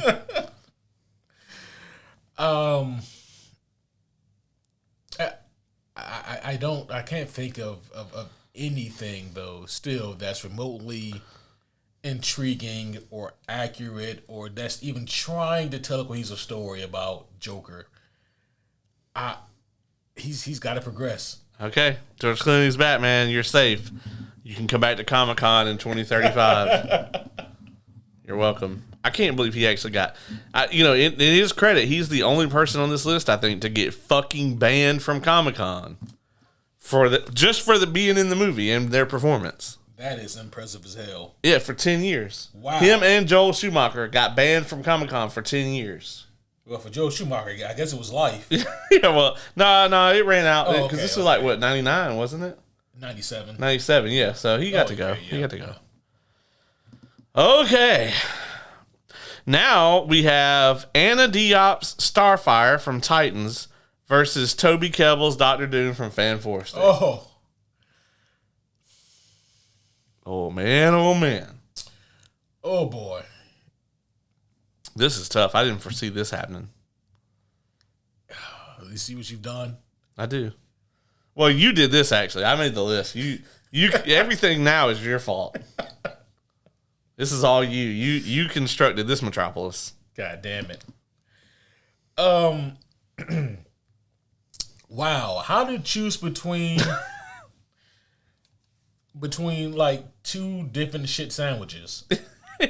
It'd be like if you just pulled two characters from Suits and was like, you're Starfire, you're Dr. Doom. Like, you know? Just take whatever you currently know about those characters and action. Yeah. And if you know a lot, then erase it. Oh, shit. Man, it's like, because they're both so damn bad. Looking at Starfire again, man, and I'm just going through the Rolodex here, seeing what I remember from the times that I watched Titan. Which, by the way, homies, while I filibust here, Titans is like it was, I'm not gonna say the first show. I mean, not the only show, but it was the first show where like Kevin and I, we sat down and we watched and reviewed, every episode of season 1. And then we were like, thank God that's over. And then, here comes season 2. We watched and reviewed every episode of season 2. And then we said, okay, look, we're gonna watch like the first 2 episodes of season 3. And if it's trash, we're just not gonna review it. I didn't even make it that far. Yeah. I stopped sometime in season 2 because I was like, oh, they're gonna do Slade. They're gonna do that whole. Nah. Yeah. They actually had one good episode in season 2, and it was actually really good. And then that just made Kevin and I really angry because you motherfuckers could have been doing this the whole time. and then it went right back to being trash. You know, They had like somebody come in and guest write that episode. it had to have been. I'm like, this is really fucking good, and then it was really bad again. George R. R. Martin showed up. He was like, "Hey, I wasn't doing anything. Right? I'm not busy. Let me write an episode of your show." They're like, "Are you sure you're not supposed to be working on something else?" No, I'm good. I'm good, dog. I got the HBO money. Oh shit! You ain't even gotta pay me. You ain't gotta pay me, dog. We good. But yeah, we decided like after we watched like the first 2 episodes of season 3, if it's not for us, we're not gonna review it, because for the homies who do like it, they're just gonna listen to us bitch about it the whole time, and then we're gonna have to sit here and suffer through some shit again that we don't want to see. And then they went on for like a 3rd and 4th season. Yo, I mean, for those of you who never talked, ad nauseum about anything, like, there are thousands and thousands of hours on the internet of the two of us talking about things. Mm-hmm. This shit gets really exhausting when you hate the thing you're talking about. Yeah. I don't know how Jim Cornette does it. Bro, right? And then he also didn't just talk about it, he watches it. Yeah. Yeah, like, it's got to be like just a well of infinite rage that he has from dealing with Vincent Mann for so long. But I don't have that, Yeah. Like, when we get to like 2-3 things in a row that are terrible, mm-hmm. like if you go back and listen to our review of Joker 2, it's not very long, because we were just like, this is irredeemable. Yep. Fuck it. Like, mm-hmm. You run out of things to say about terrible shit. Yeah. So, yeah. It's rough. It is. And it's just so unproductive. You can only think of so many different ways to call something shit. Right, yeah. Before you're just like, this is irredeemable dog shit. Yeah. Don't fucking watch it. Right. And then half of you guys go and watch it anyway. Yeah, and you're like, it wasn't that bad. Or you're like, why did I watch that? Like, we tried to tell you. We tried. Yeah, like a bunch of you motherfuckers went out and watched the Star Wars Holiday Special. Right. What is wrong with y'all? Oh, you just don't take over. You want to see Grandpa Baca jerking it, I guess. They did. They were like, there's no way this is really in the thing. And it is. VR jerking it. Okay. But there is a versus at hand right here. There must be a winner. Okay. There can be only one. There can be only one. And it's Starfire versus Doctor Doom from Fan Force. Oh, God. See, that kind of tells me who wins here. Like, my brain just blocks out the other contestant. Here's the thing, right? I can say this about Starfire. It's too late, obviously, but they do start the course correct. Yeah. They at least explain why she was wearing like a 1970s prostitute outfit. I mean, how you explain that away, I don't know. But like the fact that she like kept it on. Yeah. It's like, okay, we're acknowledging that this is dumb. Yeah. What? Wait. Right. So she's gonna have like a super suit or something in the next one. No. Eventually, they did change her outfit, thankfully. And then they introduced Blackfire, her sister. Which, that was also cool. I mean, I didn't watch enough of it to see what happened with it. Probably nothing good. Because didn't it get canceled right after that? I think so. Eventually, they introduced fucking Damien. I'm not Damien, but Jason. Oh, God. And Jason was awful. I should have put that Jason on here. Jason was fucking terrible. Oh, yeah. And then they introduced Connor, Superboy. Oh, yeah. I never saw any of the Connor stuff, I don't think. But their version of Jason Todd belonged on Euphoria, not this. Yeah. Yeah, it was. And that's the thing, right? Jason, for comic book standards, was a pretty edgy character. Now, putting him in this show that's tried to be nothing but edge, it was just a bad decision. It was awful. Yeah. Yeah, he definitely could have made the list because he was bad. He was real bad. Real bad. But with all that being said, Doom is... This Dr. Doom is fucking trash, bro. He goes into the fucking... I don't know what you call it. The particle collider? The fucking... The negative device. Zone portal plot device? Yeah. And then they leave his ass there. Yeah. And then for like 90 minutes, we come back and watch the Fantastic Four do nothing. Yeah, yeah. And then... and then this motherfucker... And then they're like, you know what? We should really go get Victor. And so they go back, open up the bullshit again, and then they're surprised when he's pissed as fuck. and just killing people just with vague wizard powers. Alan Moore wizard powers.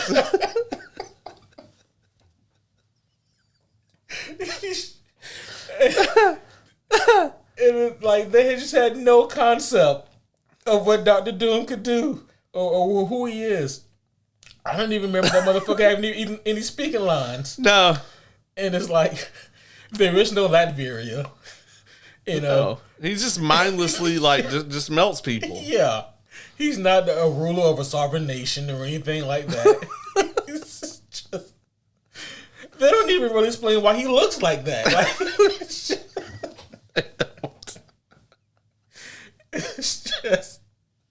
it's just the fucking worst. Doom progresses on. Starfire safe. Poor Starfire. May you rest in pieces. Yeah, I like how earlier he was like, yeah, well, you know, Doom's going to win the whole thing, I think. But, you know, as we went through, he was like, yeah. Okay, I've been waiting for this one. Our next matchup is Ryan Reynolds' Deadpool from X-Men Origins Wolverine versus Arnold's Mr. Freeze from Batman and Robin.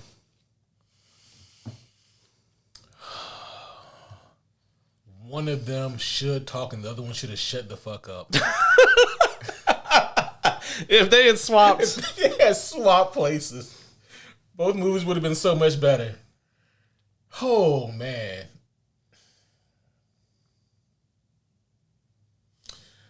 I can't even think about Arnold's freeze without just grimacing. You know? You know, as soon as you said that, I'm like, that's not like a terrible plot device. Like for the first 20 minutes of the movie, like Batman and Robin are like fighting Mr. Freeze. Mm-hmm. But in the Freeze helmet, you like can't see, like it's just like a visor. Yeah. And like when they finally take him down, they take the helmet off and they find out that Joker sewed his mouth shut. Like that would be like a very interesting way to go about it. And then like when they cut him out or whatever, then he's like, no, I was trying to save my wife, whatever. Right. And then, you know, and then Batman finds out he just beat this guy up and literally like helped the Joker, you know? Dog, you talking about a creative plot device in Batman and Robin. I don't think this universe where that exists. No, I just mean like we could make a different movie. Oh. Yeah, no. Well. Last time I liked that movie, I was like 11. Well, I guess that's forgivable. Filibustering some more here. It was Dini. Paul Dini. Paul Dini, who obviously wrote the... I mean, if you guys like the animated series, Paul Dini wrote it, you know. Yeah. Him and Bruce Timm. Yep. Bruce Timm was primarily the artist. Yeah. Phenomenal. I think he's the showrunner on paper, though, wasn't he? I'm trying to see if it says it on the front of the thing, but it doesn't. No. He might have been. I know they were like... Yeah, they worked in tandem. Yeah. But Paul Dini, he also wrote a lot for on Arkham Asylum and Arkham City, and he wrote the kind of like the spiritual successor to Heart of Ice as a part of the Arkham City DLC. Yeah, where you get to see like the kind of the fallout of that original story from way back in the day, and it was quite good. So if you guys want to know, like, does Mr. Freeze ever get to be with Nora? Does she ever get to, you know, like, what happens with that? There's a really cool DLC fight and story that you do in the Arkham City DLC. And that's just one of the greatest like mission style fight scenes that I've ever done, because every time you attack Mr. Freeze, you can't attack him that same way twice. Yeah. Because he's fucking on to you now. So if you come from the grates, he's going to be checking the grates from now on. If you come from like the gargoyles, you can't go up there anymore either. It was really good. Like it had really like Psycho Mantis kind of vibes. Yeah. You know, and I out of everything in that game, like there's a lot of stuff I've forgotten, but that fight is not one of them. Mm-hmm. Phenomenal. It's like the Deathstroke fight from the next one. Yes, yes. I guess enough filibustering here. There can only be one. Like X-Men Origins Wolverine. After that Deathstroke fight, the writers went home. Yeah. Oh man, it's so crazy that they sewed Wade's mouth shut. You know, because you hear him banter for like that little 5-minute window when they're on the mission, and it's like this is what he's supposed to do. Right. This is perfect, and it never works out when the studio assumes that the fan base doesn't know who somebody is, and then they take liberties. Yeah. Like that it just never works. Why would you shit on your own property like that? Right. Right. Like, you paid good money for this character. Why don't you want him? Yeah. But in terms of who was done worse, boy, this one is close. This is a good matchup. Yeah.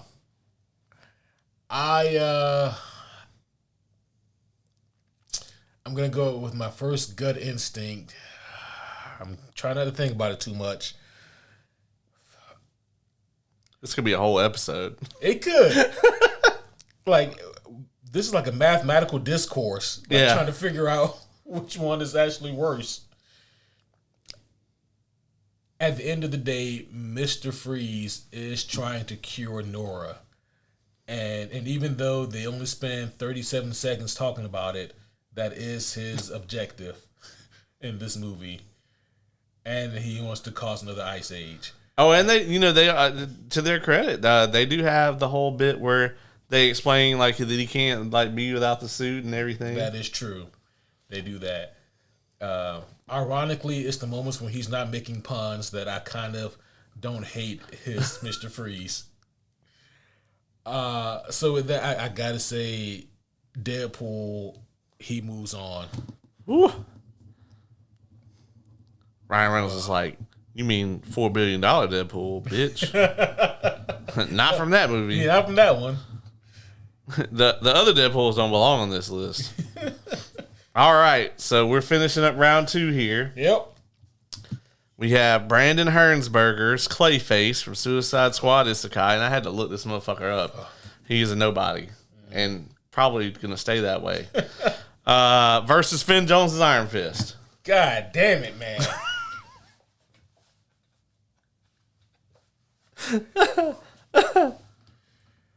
Shit, this is fucking bizarre because it's kind of like two twinks going against each other. Yeah, the Battle of the Twinks. Battle of the Twinks. It's a twink off. I never want to be at a twink off. The twinkening. Okay. It's a twinkpocalypse. God damn. It's Twinksgiving. I could go on. Yeah, you can stop. Okay. Also, I do have the option. you do. All right. So Finn Jones, what is redeemable about his Iron Fist? He does in fact have an Iron Fist. It glows. It does. And he hits people with it. Yeah, like once every 4 episodes. Yeah. Yeah. And he does hit Luke Cage with it, and the look on Mike Coulter's face is probably the best part of Defenders. Yeah, agreed. Man, like they did Iron Fist so dirty, and he was just so minuscule, right? In his own show. First of all, Colleen stole the show. Yeah, for being honest. To the point that they made her the Iron Fist. yeah, they did. And this Iron Fist is supposed to be like arguably maybe like the second, possibly maybe sometimes even the first, like the greatest martial artist. It's like Shang-Chi and then Iron Fist, Right. Listen, I love Matt Murdock just as much as, maybe more than most people. In the hand-to-hand combat, man, they're the only beating Iron Fist. And Defenders, he whoops his ass. Yeah. Yeah, that's true. But also, you can't see that version of Iron Fist beating Daredevil. No. You just can't see it. It doesn't compute. Clayface. I can't think of anything good to say about Clayface. I'm racking my brain here. The Creature Commandos version made it even worse because it was like right after. Right. And it's like, oh, so they can do a good Clayface. Yeah, so like someone at Warner Brothers has in fact read about Clayface and knows who he is, and maybe just James Gunn. It might have just been James Gunn. Yeah, he's the only one there. James Gunn saw that shit. He was like, I'm about to make a dope ass Clayface. Right. Put him in a fucking cameo, and it's gonna be better than what they did. Did you know that in Rises, like that one dude is supposed to be Clayface or whatever? The guy that Bane finally ends up killing. That he puts his hand on him. Yeah. I think that guy owns the corporation that makes the chemical that turns Clayface into Clayface. Oh, okay. Yeah. Taggart, is that his name? Taggart. Yeah. It would have been hilarious if he was in fact Clayface, and Bane's like, "And you think this gives you power?" And then he like turns into Bane. Yeah. Like, no, but this does. Oh shit. Bane doing his best Debo impersonation. Right. Give me your chain. I am aware that your grandmother gave you that. However, I do not care.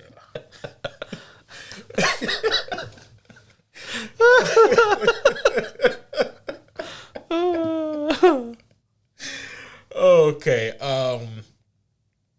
Yeah. This goes without saying, they're both awful. And we pretty much only got awful left. Yep. That's what we started with too.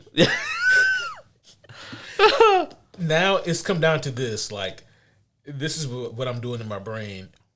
If I was in hell and I had to choose one to come back, which one would I want to see again? And I will want to see Iron Fist again before I see that version of Clayface again. So Clayface? Clayface advances. So, all right. So that's the end of round 2. There's only 4 names left. Oh, boy. We're in the semifinals. Okay. So before we move on, so you made an interesting point just now. Who would you say on this list is the least awful? Let me go back here. So just to run them back down, we got George Clooney's Batman. Awful. And I'm only going to say the ones you've eliminated. Yeah. Jared Leto's Joker. Mm-hmm. Dane DeHaan's Green Goblin. Mm-hmm. Jennifer Lawrence Mystique. Mm-hmm. Anna Diop Starfire. Oscar Isaac Apocalypse. Jesse Eisenberg Lex Luthor. Arnold's Mr. Freeze. Mark Pillows Nuclear Man. Corey Stoll's MODOK. Peter Sarsgaard's Hector Hammond, and then the Finn Jones Iron Fist that we just took out. I'm not gonna lie, it's probably gonna be either Peter Sarsgaard or Oscar Isaac. Yeah, like that's rough. Yeah, it's rough. Yeah, either Hector Hammond or Apocalypse. Jesus. Like, imagine just hearing that out of context, being like, "Yeah, man, one of those two guys, those guys are actually great." I don't know that I realized it until we started going down through them, just how horrible of a list I prepared here. Yeah, it's atrocious. Yeah. Fucking atrocious. I have immense love for my co-host, as you can see. He got me over here being like, yeah, man, I mean, Hector Hammond, he's actually... Yeah, man, Arnold's Mr. Freeze. Yeah, man. I mean, he loves his wife. Yeah, he does. He's trying to save her.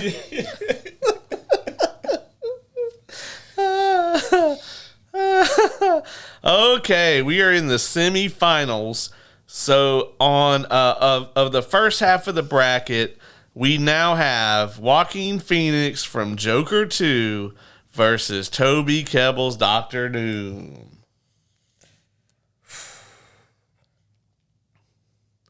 I'll be honest, this is hard. This could have been the finals. Yeah. Yeah. Yeah. With how hard this one is, this absolutely could have been the final. Yeah. God, oh fuck, man. Yeah, I agree. This definitely could have been the finals. Holy shit. Okay. I didn't have MODOK going out round one. That's right. something. That tells you something. That tells you some shit. And who beat him out? The Clayface. Okay, It's it's like, it had to be something just god awful. Okay. That one's a recent burn too. It just stings so bad. Okay. Dr. Doom from Fan Four Stick and Joaquin Phoenix from Joker for Les Deux. Oh boy. And like, I can't even do the thing that I just did where I'm like, if I was in hell, which one of these would I want to see again if I had to choose? Then like I would just suffer. There is none that I would want to see. Maybe look at it like this. It's like, which of these is like the 9th layer of hell for you?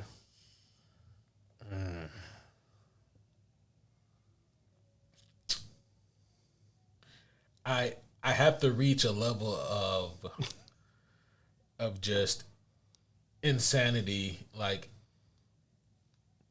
I have to like reach into that level of like my subconscious that I had to make it through Madam Web to get through this. Or a Batwoman. Or Batwoman, yeah. Like where like it's so bad that like my brain is just, well, you know what, man? Like this is good. Like enjoy the badness in it. You can say what you need to. I got Pepsi. She can't hurt you. Okay, but okay.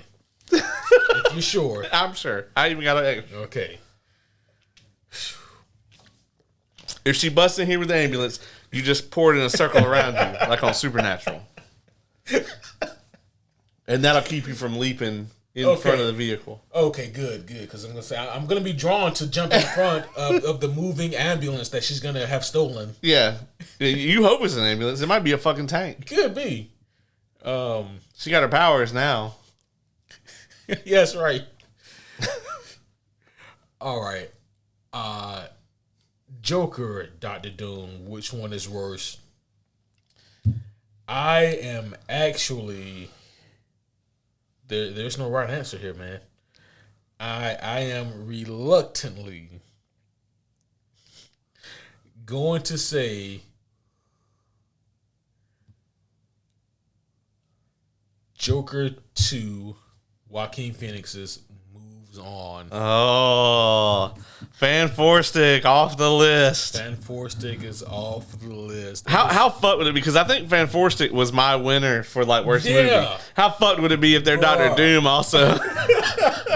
Just awful. I think Joker 2 might have topped that movie for terrible because at least like in that movie they at least do Fantastic Four things. Like there's actually moments of them in the suits and they go out on a mission. Now it might not make any sense, but it does happen. And like the Thing like punches a tank or whatever, you know, and he's naked. Yeah, but like in Joker 2, like he doesn't do any Joker things. Nothing. yeah. He's just some random incel. Like there is an explosion, but he doesn't cause it. And he's just a fucking incel. Yeah. And then the incel finally does get laid, and he's fucking terrible at it. Right. Yeah. Which I mean, that's par for the course. Yeah, but that's yeah. But at least with Doom from Fan Four Stick, it's one of those things where I can look back at it and just laugh. Yeah. Because it is literally hilariously bad. Yeah. You know? Yeah. All right. So now on the other side of the semifinals here, we have Ryan Reynolds' Deadpool from X-Men Origins versus Suicide Squad Isekai Clayface. Okay. And ironically, again, it's another character who should talk versus another character who should shut the fuck up. Oh. Okay. Deadpool versus Clayface. Holy shit. Okay.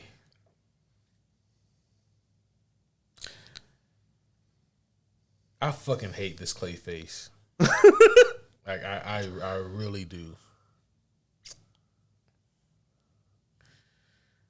You mean Michael Jackson? Yeah, I meant Michael Jackson. Silly me.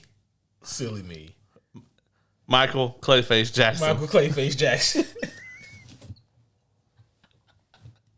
God damn it. You know, with Deadpool, right, in Origins, everything about him in those last 10 minutes is so fucked, right? Excuse me. But Clayface ain't got no Baraka swords. Clayface don't have no Baraka swords. That it's inexplicably come from nowhere. Yeah, yeah. No Cyclops vision. Also, how do you extract that and put it into something else? They took Scott Summers' eyeballs out his head and plucked them and put them into Deadpool's. Yeah.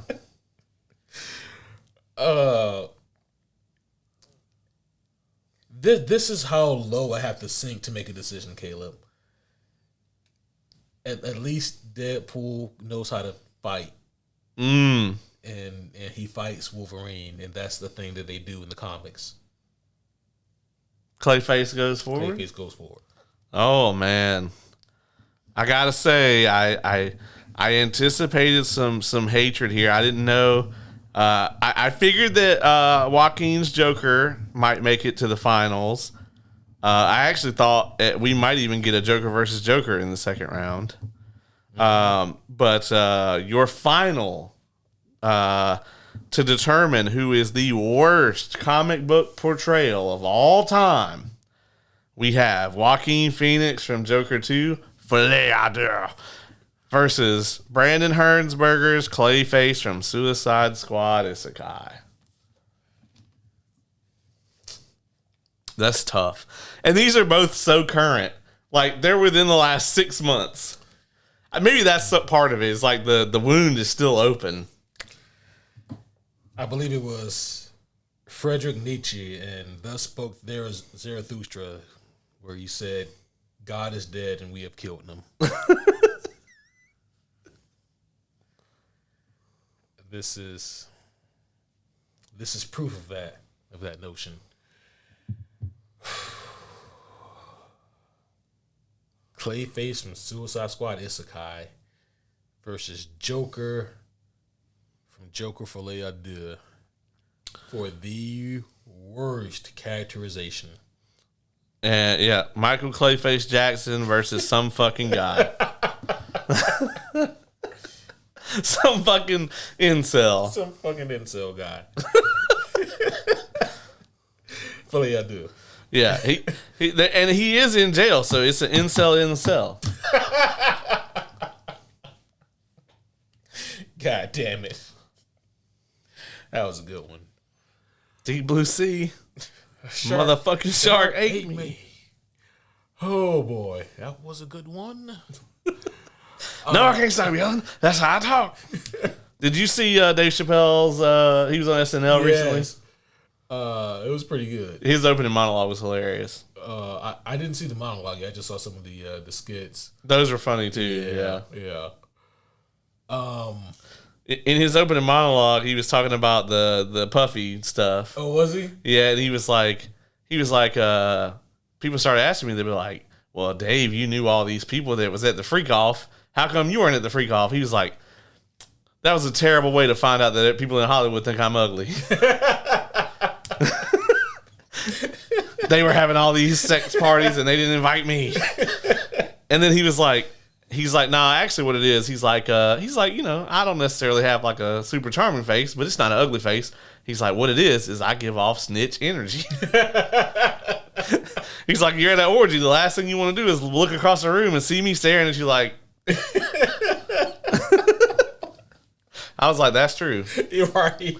I'm about to tell everybody. Yeah, I never been in an orgy and like Dave Chappelle was randomly there. And if I was, I'd be like, this is weird. Yeah, this is very bizarre. Yeah. I don't know who to tell about this. Yeah, right. Oh man. You have an epic decision to make. I do. Yeah. What did Thanos say about the hardest decision? They require the strongest will. Yeah. Something like that. All right, so I've quoted Nietzsche and Thanos. Like, I'm running out of grimdark people to quote. What did Dark Side say? We got to kill all these motherfuckers. Kill all these motherfuckers.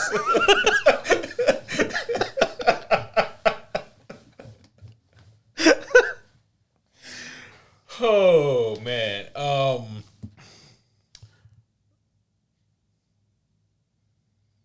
The worst. Yep. Of the worst.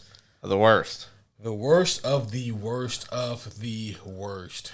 Yeah, there can only be one, like Highlander. That's true. Which is weird because they made several of those. Right. The worst of the worst. The worst on-screen characterization of a comic book character from this 16-list bracket-style tournament is... My drum was on the other page. Well. Yep.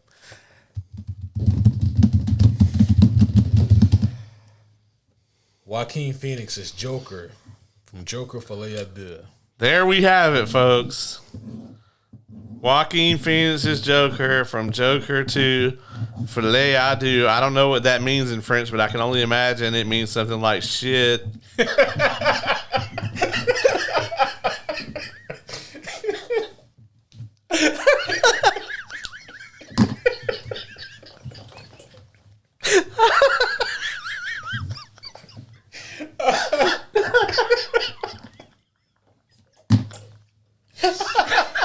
I don't know why that got me so much. I don't know. I said it. It got me really hard.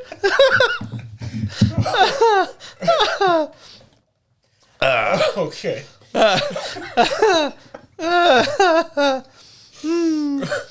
I actually do know what it means. We looked it up for the review. Yeah. Like 2 people having a shared psychosis or some bullshit like that. Yeah.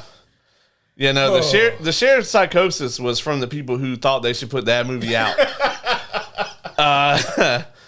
But there you have it, folks. How does it feel to be on this side of the table? It fucking sucks, man. It's terrible.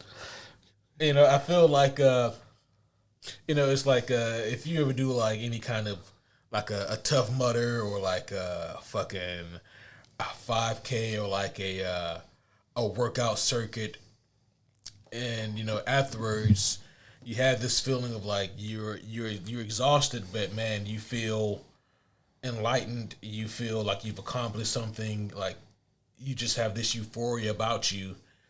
But in reality, you don't have any of that. You feel awful. That's how I feel right now.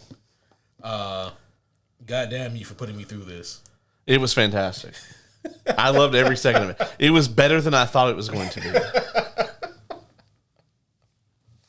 Who the fuck brings Nuclear Man into a conversation? On purpose. I had to put some Quest for Peace on here. What's crazy, man, is I really could have done another 16. I know. Yeah. That's terrifying. There were so many terrible ones that we could put on here. Listen, folks, if you've heard our list tonight, by all means, tell us who you think is the worst of the worst of the worst. Yeah, absolutely. Is there somebody I should have put on my list and did not? Let us know, Yeah, because I would love to know who the fuck else you guys think should have been on here. Because this was hard. This was real hard. Yeah, I forget, what was the one that broke you where you took the headphones off? It was I think maybe was it Freeze and Nuclear Man? I think that was it. Yeah. I mean, goddamn, what am I supposed to do with that? Yeah, some of these were really tough. Oh boy, yeah, like that. I still think like the hardest one I had to make was probably Doctor Doom versus Joker. Yeah. That one was so fucking tough. There was a minute there where I thought Doctor Doom was going to go all the way. Yeah, me too. Because he is god-awful. He's so bad. The fact that he wasn't in the finals, it just tells you we've gotten some real shit. Oh, yeah. For sure.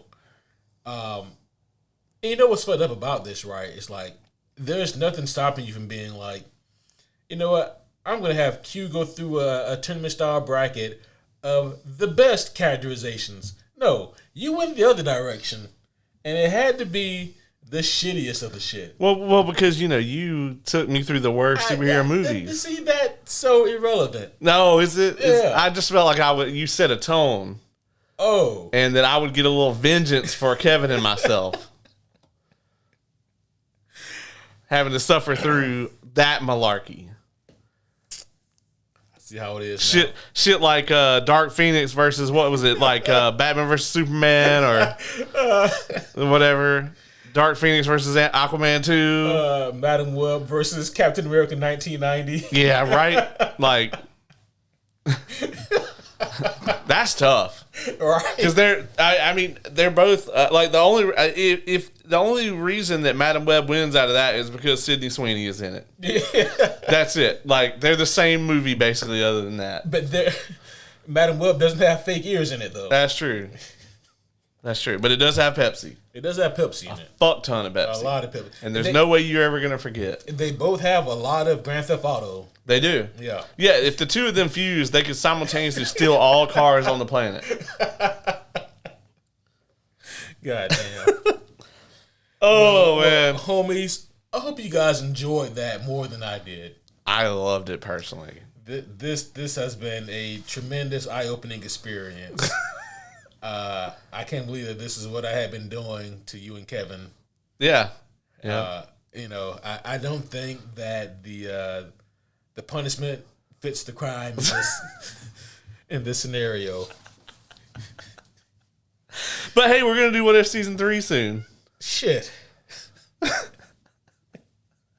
You said earlier that's what you wanted to do.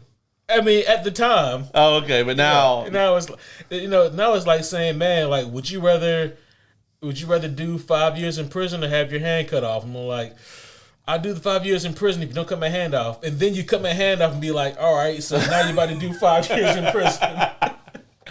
Oh, be like, which hand is it going to be? Right. That's going to be real important. Yeah, it's going to be 5 years in jail. Yeah, if I'm going to be in jail for 5 years, it's got to be my left hand. Yeah.